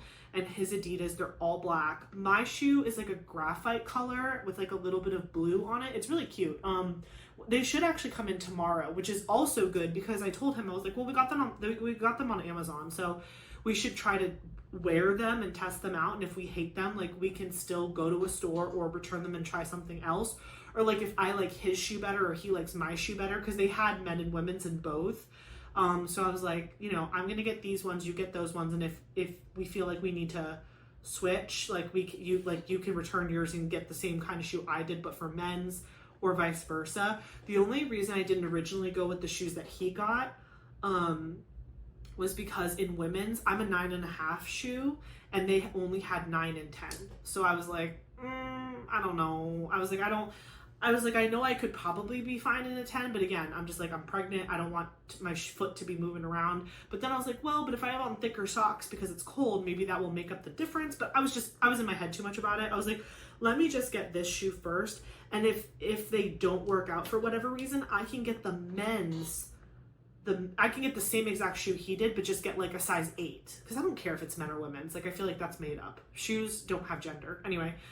Or like, you know, whatever. So I was like, I'm gonna see if I don't like mine, which I think based on all the reviews, I really do think I'm gonna like mine. Originally I was gonna go with the Moab 2, but Eric did all the research, and he's like, well, there's a new one with the 3 and it's like better. And I was like, okay, whatever you say, sir. So I got the 3s on Amazon, but both of our shoes are gonna show up tomorrow. So that means like we can try them out and like walk around in them and break them in. Like we can like go walk a mall or something and just like, you know, somewhere where we're going to walk for a significant amount of time and like see how it feels with our feet with socks on and all that stuff. So I'm very excited about that. And that was like a big check box for me. Another big check box that we have to do still for the cruise is we already checked in, like we already like got our cabin assignment and all of that. But I need to print the things that the luggage tags. Like if you've never been on a cruise before, cruise companies will send you your luggage tag, and you have to like staple it 87 times and like attach it to your bag before you bring it to the cruise line, because that's how they know like what your room number is, what zone your bag needs to go to, so that people putting your bags on the ship know like where to send your bag once they get it on there, and that way like nothing gets lost. And my mom actually bought Eric and I both like these plastic luggage tag covers, which I'm very excited about. Because like, again, I've gone on cruises before and I've done like the 87 staples thing. Because you have to like, they want it to be sturdier than a piece of paper because your bags are getting like thrown around and they don't want it to like rip off on accident. So they basically make you take like a regular 8x11 sheet of paper, and you have to like fold it back on itself and make it like a hot dog. And then you have to like fold it through your strap and then staple it at the bottom and then staple it on the side, so it's like very secure. But we actually have luggage tags now that are clear, so we can slide it in, and then the little device that hooks it to the handle of the bag, it's like you have to screw it in and screw it off to get it to detach, and it's like very secure. So that'll be cool. Hopefully that works out and they don't have an issue with that. But we got 2 each, because we each are going to have 1 big bag and 1 small bag, and we've already practiced with the car is going to fit all of our bags, so it's fine. And then we'll each have a backpack as our personal item, but we're just going to walk on the ship with that. That's just going to be like stuff that we had on the plane with us or whatever. But yeah, that's everything. That is all of the life updates I have for you. Diamond painting wise, nothing too crazy. The first episode of Drill Worthy did come out today, which was so fun. It came out earlier this morning around 9 a.m. Eastern, and it's like, you know, I do really appreciate you guys giving me genuine feedback. You guys are all usually super, super kind and supportive, but still, like, I want to know if you guys like something, because I don't feel like I want to put the energy behind it if it's not entertaining for you or fun for me, right? Like, but Eric and I filmed our first episode of Drill Worthy Thursday night after all of the drama that I told you about with the whole, like, genetics testing, insurance, money, just all that drama. He took me to dinner. I felt much better. And he got me some ice cream and brought me home. And then we filmed the first episode of Drill Worthy, and it was so much fun. Like, we had such a good time. We were laughing. I will say one thing I did notice when I was editing that video is that because we were sharing our screen and filming ourselves with my webcam, at one point, there's a couple times in the video where, like, so Eric and I are like up in this little bubble, so that way you can see us while we're reacting to the images, but the main picture of the video is like the artwork itself on Krista Bug's Instagram, which I really liked that format. But like, I noticed a couple times, and maybe it's just because Eric and I talk way too fast. That's just our personalities. It's not because we're nervous. We just are fast talkers. At least I am. I think that sometimes the webcam was not syncing with how fast we were speaking, because I noticed sometimes like our mouths would move faster than the audio was coming through. And it could also just be like, by the time like our visual and audio got into the camera, into the system, into the recording device, like maybe it got off a little bit. So that's something that Eric and I will look at in the future to see if we can tweak that to make that a little bit more consistent and better. But overall, like, the sound quality I think was good. I really enjoyed being able to actually scroll on the Instagram with you guys and show you guys like the actual pictures, because I was like, Eric, what should we do? Should I just like take all of the pictures off of Instagram and then like put them in, like later edit them into the video? But I was like, that's going to be a lot of editing. Not impossible, just like more work for me. And I was like, I don't know, whatever. And he was like, no, like we should just scroll the Instagram and like scroll her Instagram and show all the pictures. And I was like, okay. So it ended up being really cool, but I do appreciate that. Again, I've responded to a bunch of comments this morning that were just like initially on the video, but everybody was like, this is such a good idea and this is so cool. And like, again, you all love Eric, which we know. He's like such a ham bone. He's like, oh, they like it when I come. And I was like, yeah, I know. Trust me. So he's just so supportive of all of my hobbies, especially diamond painting. And like, it was just like a fun way to like make him like a permanent fixture on the channel, you know what I mean? Because like I do bring him around for like whip and chats and stuff, but like today he's relaxing, which he deserves that. Like he mowed the lawn today and like busted his butt and got me breakfast this morning. So I was like, you know, I don't need to shove you in front of a camera every 5 minutes. But there are some key times where it like, and again, he does enjoy doing this with me. And so I was like, this is like a cool way to like make him like a staple part of the channel, like something that like you all can look forward to seeing him. That doesn't mean he's not going to also show up in like whip and chats or other videos. Like when we come back from Alaska, he's for sure going to do a whip and chat with me because we're going to talk about the trip and stuff. But like things like that where I'm talking about things that we've done together, like I'm going to have him here with me. But, you know, most of my videos, it's probably just going to be me, and that's fine. But I thought it was really cool to, like, incorporate him in the channel more effectively. I do enjoy all of the comments related to, like, what he should be called.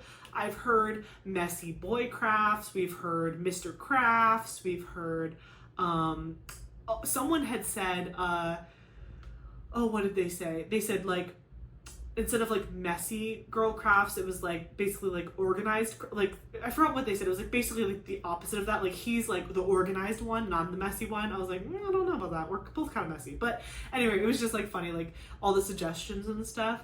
But yeah, he's he's just, yeah, he's super happy to be a part of it with me. And again, I'm so blessed that I have a partner who is like so willing to take interest in what I'm doing, to the point of like being willing to like record with me frequently and like have long conversations about stuff that like he's not personally invested in, other than like him being invested in me and my hobbies and what I like. He's not over there diamond painting right now. Do you know what I mean? But like he would, like if I'm like, oh, we're gonna do this video and I want you to diamond paint, he'd be like, great.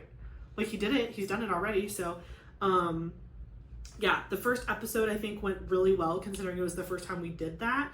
And I appreciate you guys continuing to watch and comment and just interact with that video. It helps obviously when more people watch it and like it and comment and all that stuff. So I do really appreciate you all, and again, continue to give feedback. If you have artist suggestions you'd like to recommend, again, you can drop a comment on that video with an artist you would like to recommend, whether they are or are not with a diamond painting shop, it doesn't matter.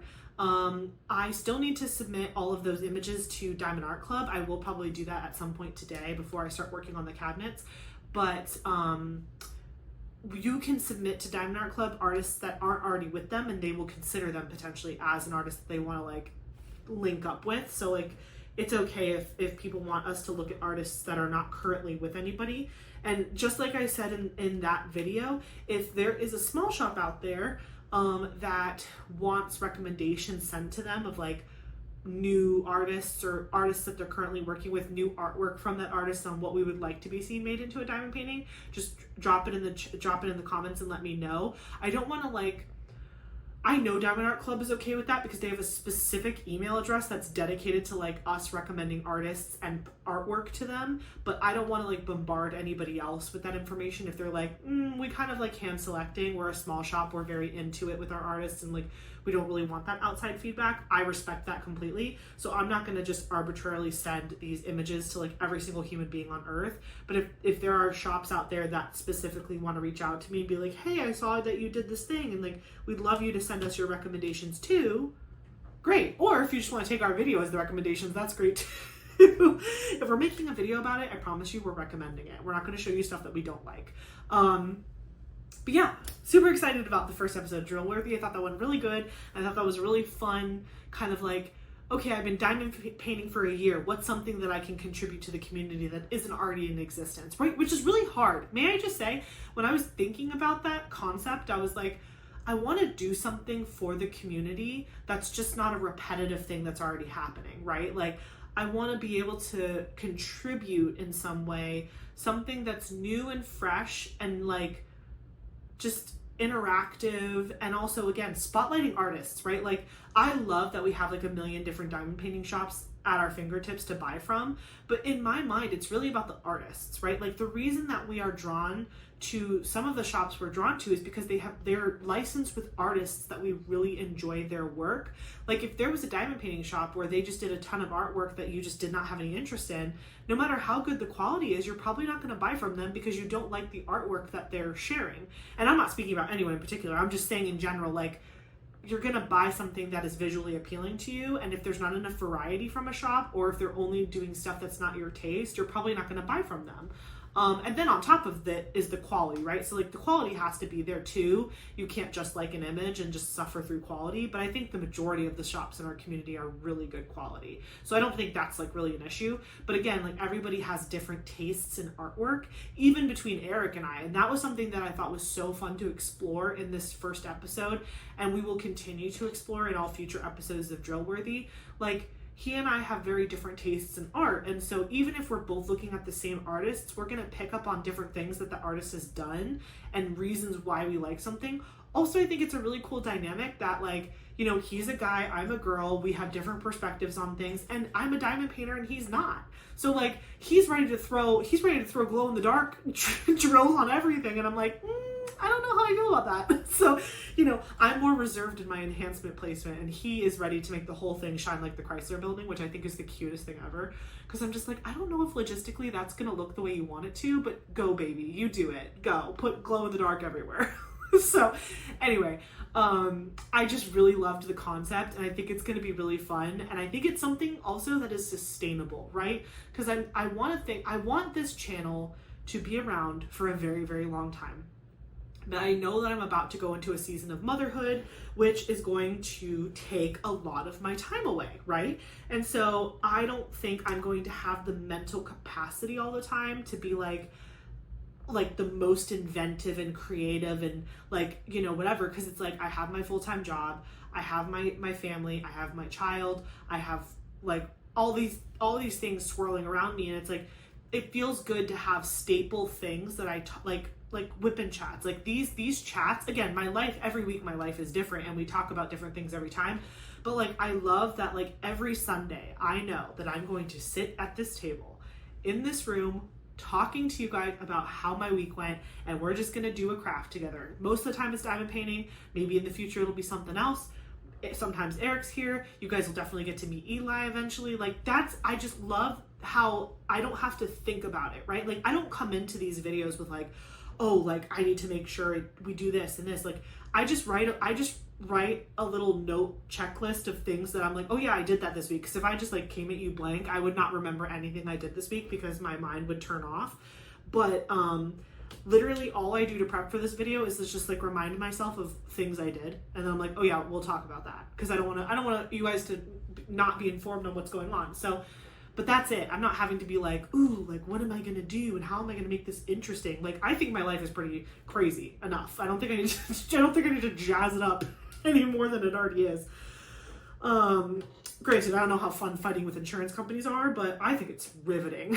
So, I just like to do life with you guys. And so like being able to have some like staple things on my channel that I can always just come to. For example, like now that I'm a Diamond Art Club sneak peeker and I've had some other companies reach out to me to like show kits for them as well. It's like, that's really nice. Cause like, I don't think I can be in a purchasing pattern the way I used to be forever, right? Like I don't think that that's sustainable, but if I'm able to like show you guys canvases from these companies that are like new to you and we can talk about them, that's kind of like a staple thing. Like, do I have a kit every single week? No, but when I do, I can show them to you and we can talk about that. That's kind of like a staple thing that I can just incorporate into my channel. Other unboxings from small shops, new tools, tips and tricks and things. And like, again, like I'm not going to stop having creative ideas and come out with random wackadoo videos every once in a while, but I'm trying to get myself into a place of like, okay, like if you're going to try to continue to maintain this while adding this new, big, huge, exciting thing to your life, we need to kind of lock it in a little bit on like, again, sustainable things, and also things that you guys look forward to seeing. Like I already had a couple people saying on the drill worthy episode, oh my gosh, I'm so excited about this series. I can't wait to see the next episode already. I wish you would do it more than once a month. And I'm like, that's so cool. Like it's so cool that people are already that excited about it and want to see like more. And who knows, like maybe it'll turn into that eventually. But right now, you know, it's just, again, pacing myself, chilling out. But I'm really, really, really excited about the kind of first initial reactions that I've been seeing on the video. And I'm really excited to continue doing that.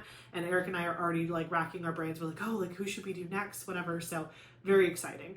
I didn't buy anything this weekend, so I did not purchase anything from any companies of diamond painting sorts. I really wasn't tempted by anything. You want to know what's crazy too? So again, my diamond painting anniversary came up recently. My 1 year diamond painting anniversary. It's also very close to my 1 year Diamond Art Club anniversary because I purchased a diamond painting from Diamond Art Club. That was the first place I ever actually bought a diamond painting from, but I was so impatient waiting for it to ship to my house that I went to Michael's and bought a diamond painting because I just was like, well, I want to try a small one to see if I even like it, and if I hate it, I'll return the one I bought, and I fell in love. So like, my actual time I ever first put drills down on a canvas in a significant way was pretty much identical to when I started purchasing from Diamond Art Club, because it was like I had no chill, and I basically did a diamond painting before my first Diamond Art Club one because I couldn't handle myself. So those two anniversaries are very close together. They're like very close, like almost the same day, but I don't even know. I don't even remember. I could probably go back and find it with Diamond Art Club. I can't remember like when that first canvas arrived to me, but I'm sure I have it in my spreadsheet. Anyway, when I had my anniversary with Diamond Art Club, they sent me a coupon, which again, they do that for everybody, I'm assuming, like I'm not special. They sent me like a little coupon for 20% off my entire purchase. didn't use it. I didn't use it. I didn't need to. I just didn't feel, there wasn't anything that was like must have whenever I got that coupon. It was like a couple weeks ago. But yeah, I didn't use it. I didn't use my anniversary coupon code because I just wasn't moved by anything in particular. And I'm just, again, just trying to like only buy things that I'm like super, super head over heels over the moon about right now. Because I just, again, want to make sure that I am using the space I have left in this closet appropriately, because if it can't fit in that closet, I'm not keeping it, because that closet is my new limit. I have told you guys since the very beginning, I do not care what my stash count is. I don't have any shame in having a big collection. I love this craft and I'm having so much fun with it. And I love collecting artwork, and that is literally what I'm doing. But I also need to be respectful of the fact that I'm not the only person who lives here. And I also need to like keep my stuff in my space. And again, when that room was just a guest room, nobody was ever in there. Like we were, honestly, he and I had been discussing repurposing that room for his office if we chose to not go forward with like trying to have kids. If that was the plan, like if I turned 35 and we were like, okay, we're gonna stop trying to have kids and we're just gonna like live our best life, we were gonna actually convert that guest room into his office and put like a Murphy bed in there or something, so that way the one time a year we had a guest, we could like pull it down. But like my diamond paintings were never an issue being in that room. But then of course, like the moment I got pregnant, it was like, all right, well that's a baby room now, and your desk is going in our bedroom, and all those diamond paintings have to move somewhere. So now they're all in this closet, which again, they fit perfectly in this closet. There's a ton of room to spare, but the room to spare, I want to fill it with things that are sparking joy for me, and things that like I know I'm gonna want to finish and that are like gonna be prized possessions to me. I'm completely out of that phase now where I just see something that I'm like, ooh, I think I need that, and then you just buy it and you're like, I don't know when I'm ever gonna get to this. I'm fully past that phase now. And again, it took me a full year of diamond painting to get to that spot, but I'm here. I've arrived. I'm here. I've arrived. And I'm really happy with the collection I have, and I'm really happy with kind of where I'm headed with my like collection journey. And I've really narrowed down the artists and the companies that I am really excited about. But again, like I'm always willing to try a new shop. I'm always, and again, usually what my plan of attack is with like new companies, if I see artwork I like, I'll get it. And then whenever I eventually do something from that company, if I'm not a big fan of the quality, I just won't buy it again. But that doesn't mean I'm not going to buy that first initial time just to try it. Do you know what I mean? Unless there's like, you know, something sketchy about the company itself. Like, you know how like sometimes there's just like, you don't know like what they're about or whatever. So, but I haven't really run into that issue at all with any of the shops I've bought from. Like everyone's super above board and works with incredible artists and pays their artists, and yeah, I haven't had an issue with any of that so far. So that's kind of like how I'm approaching that. But the other thing that's been going on recently is with diamond painting, I'm debating on how I want to tackle drills and chills this year. So it starts in September and it goes September through October, through the end of October. So it's a 2-month event. It's hosted by Katie from Diamonds and Washi and Lindsay from Emeralds and Fairy Lights, 2 wonderful human beings. And I did it last year. It was the first event that I ever did in the diamond painting community, and that was part of why I fell in love with diamond painting even harder, is like that community aspect. I really felt that through that event. Like at first I was like, this is a cute fun little hobby, let's see how long I love it. And then I made friends and I was like, oh okay, so this is more than just a hobby. Now this is like, again, a community. I know that word is like so overused, but that's genuinely what this is. So kumbaya. What can I say? So anyway, I'm like, my soul wants to start a new canvas because I'm crazy, but the logical side of me is like, Ashley, just do the pumpkin one, like the Embrace the Pumpkin by Kikowa from Unimade. It's gorgeous. It's Jack and Zero. It's very on theme for Halloween.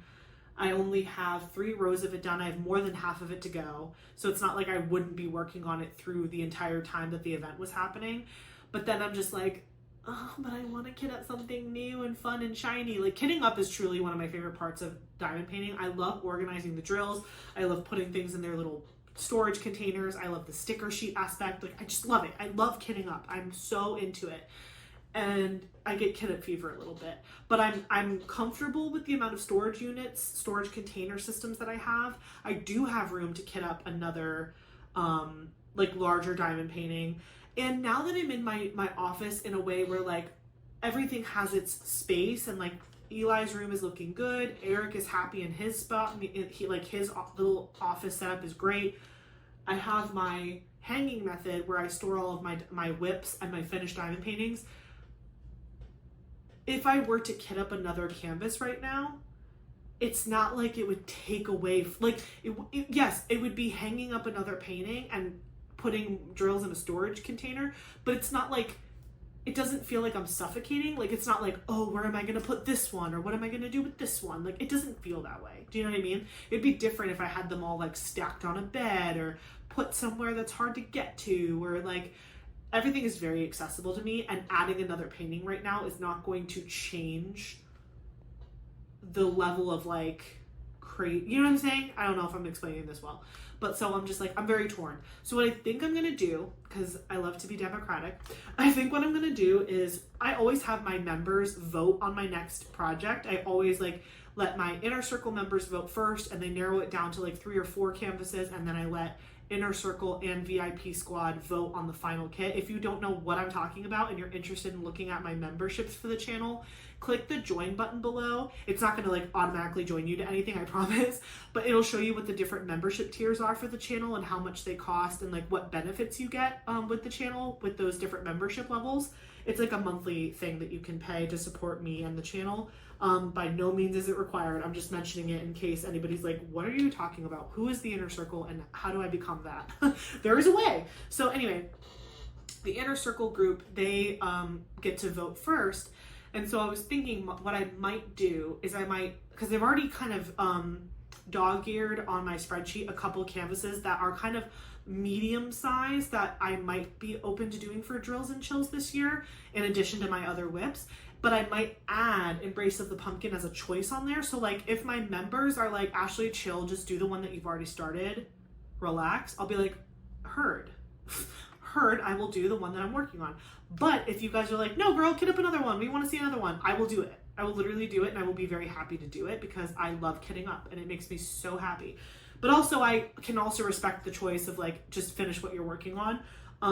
But honestly, every time I work on that Embrace of the Pumpkin one, it moves quick. Like doing sections on that one, I'm like, oh, I thought I was going to be working on this for a couple hours, and like I got it done way faster.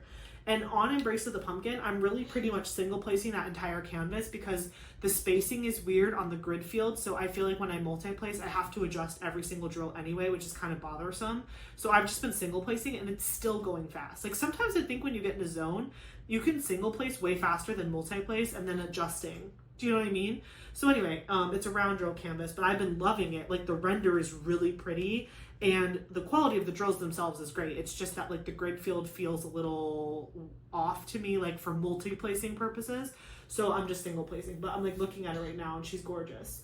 So anywho, that's where I'm at with drills and chills. So I'm probably gonna put a vote out. Let's see, we're 2 weeks away. Yeah, actually I'm probably gonna put a vote out today. For Sunday. So for Wednesday, if you're watching this video and you're an Inner Circle member, please go vote. Right now, it's in my community tab. I have a post that only Inner Circle members can see, and that's how they vote for canvases. And same thing, if you're in the VIP squad, not this week, but next week, you'll see me post something related to voting for you guys. But I want to get that kind of in my mind quickly, because if I do have to kit something else up, I'm going to want to kit it up before I go on my trip. Because for 2 weeks of September, I'll be gone, and in October, I'll be gone at the very end. So like towards Halloween, I have a wedding I'm going to. So like I will be here for the majority of the 2 months, but there's also a big 2-week chunk. So I don't want to have to wait to kit up when I come back from Alaska. I want to kit up beforehand. So I'll put out a vote today for my Inner Circle members on the Drills and Chills canvas. I'll put up a couple options plus Embrace the Pumpkin. If Embrace the Pumpkin doesn't make it out of the Inner Circle round, then I'm kitting up something new, and I'll announce that when it's time to, once all my members vote. If if Embrace the Pumpkin makes it out of inner circle voting and it gets to VIP squad voting and inner circle voting, then we'll see whether they pick a new canvas or that canvas. You know, it'll still depend on voting. But that's where I'm at, and I'm totally happy with it either way. Like, I'm not secretly hoping like, oh, please pick the one I'm already working on. I'm so stressed out. Like, I'm not. Because I really thought about it, and I was like looking at the canvases that I could use for drills and chills, and I was like, does it really matter if I kit up another one? Like, I could kit up like 10 more canvases right now, and it technically wouldn't matter because I'm not going to do that. But I'm just saying I could, and it's not really going to matter that much because of the fact that I have like, you know, like I have the space to store it, and now you're not even having to look at it. Like, my drills are all beautifully stored in these cabinets, and my whips are hanging on the same bar, so it's not like it's taking up more space. Anyway, that's on that. So that's what I'm thinking about for drills and chills. What else was I going to tell you? Oh, next weekend I might start packing for Alaska and finalize my diamond painting plans. Again, I'm already for sure going to be taking the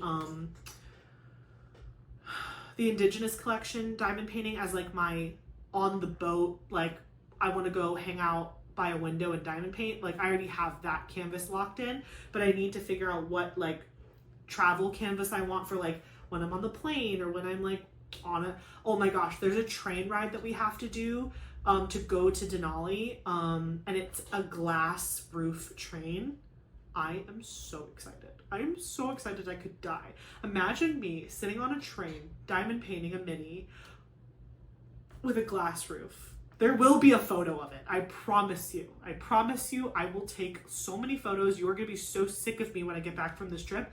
I will post all, not every photo, but like the good ones, do you know? The ones that are like related to the diamond painting world.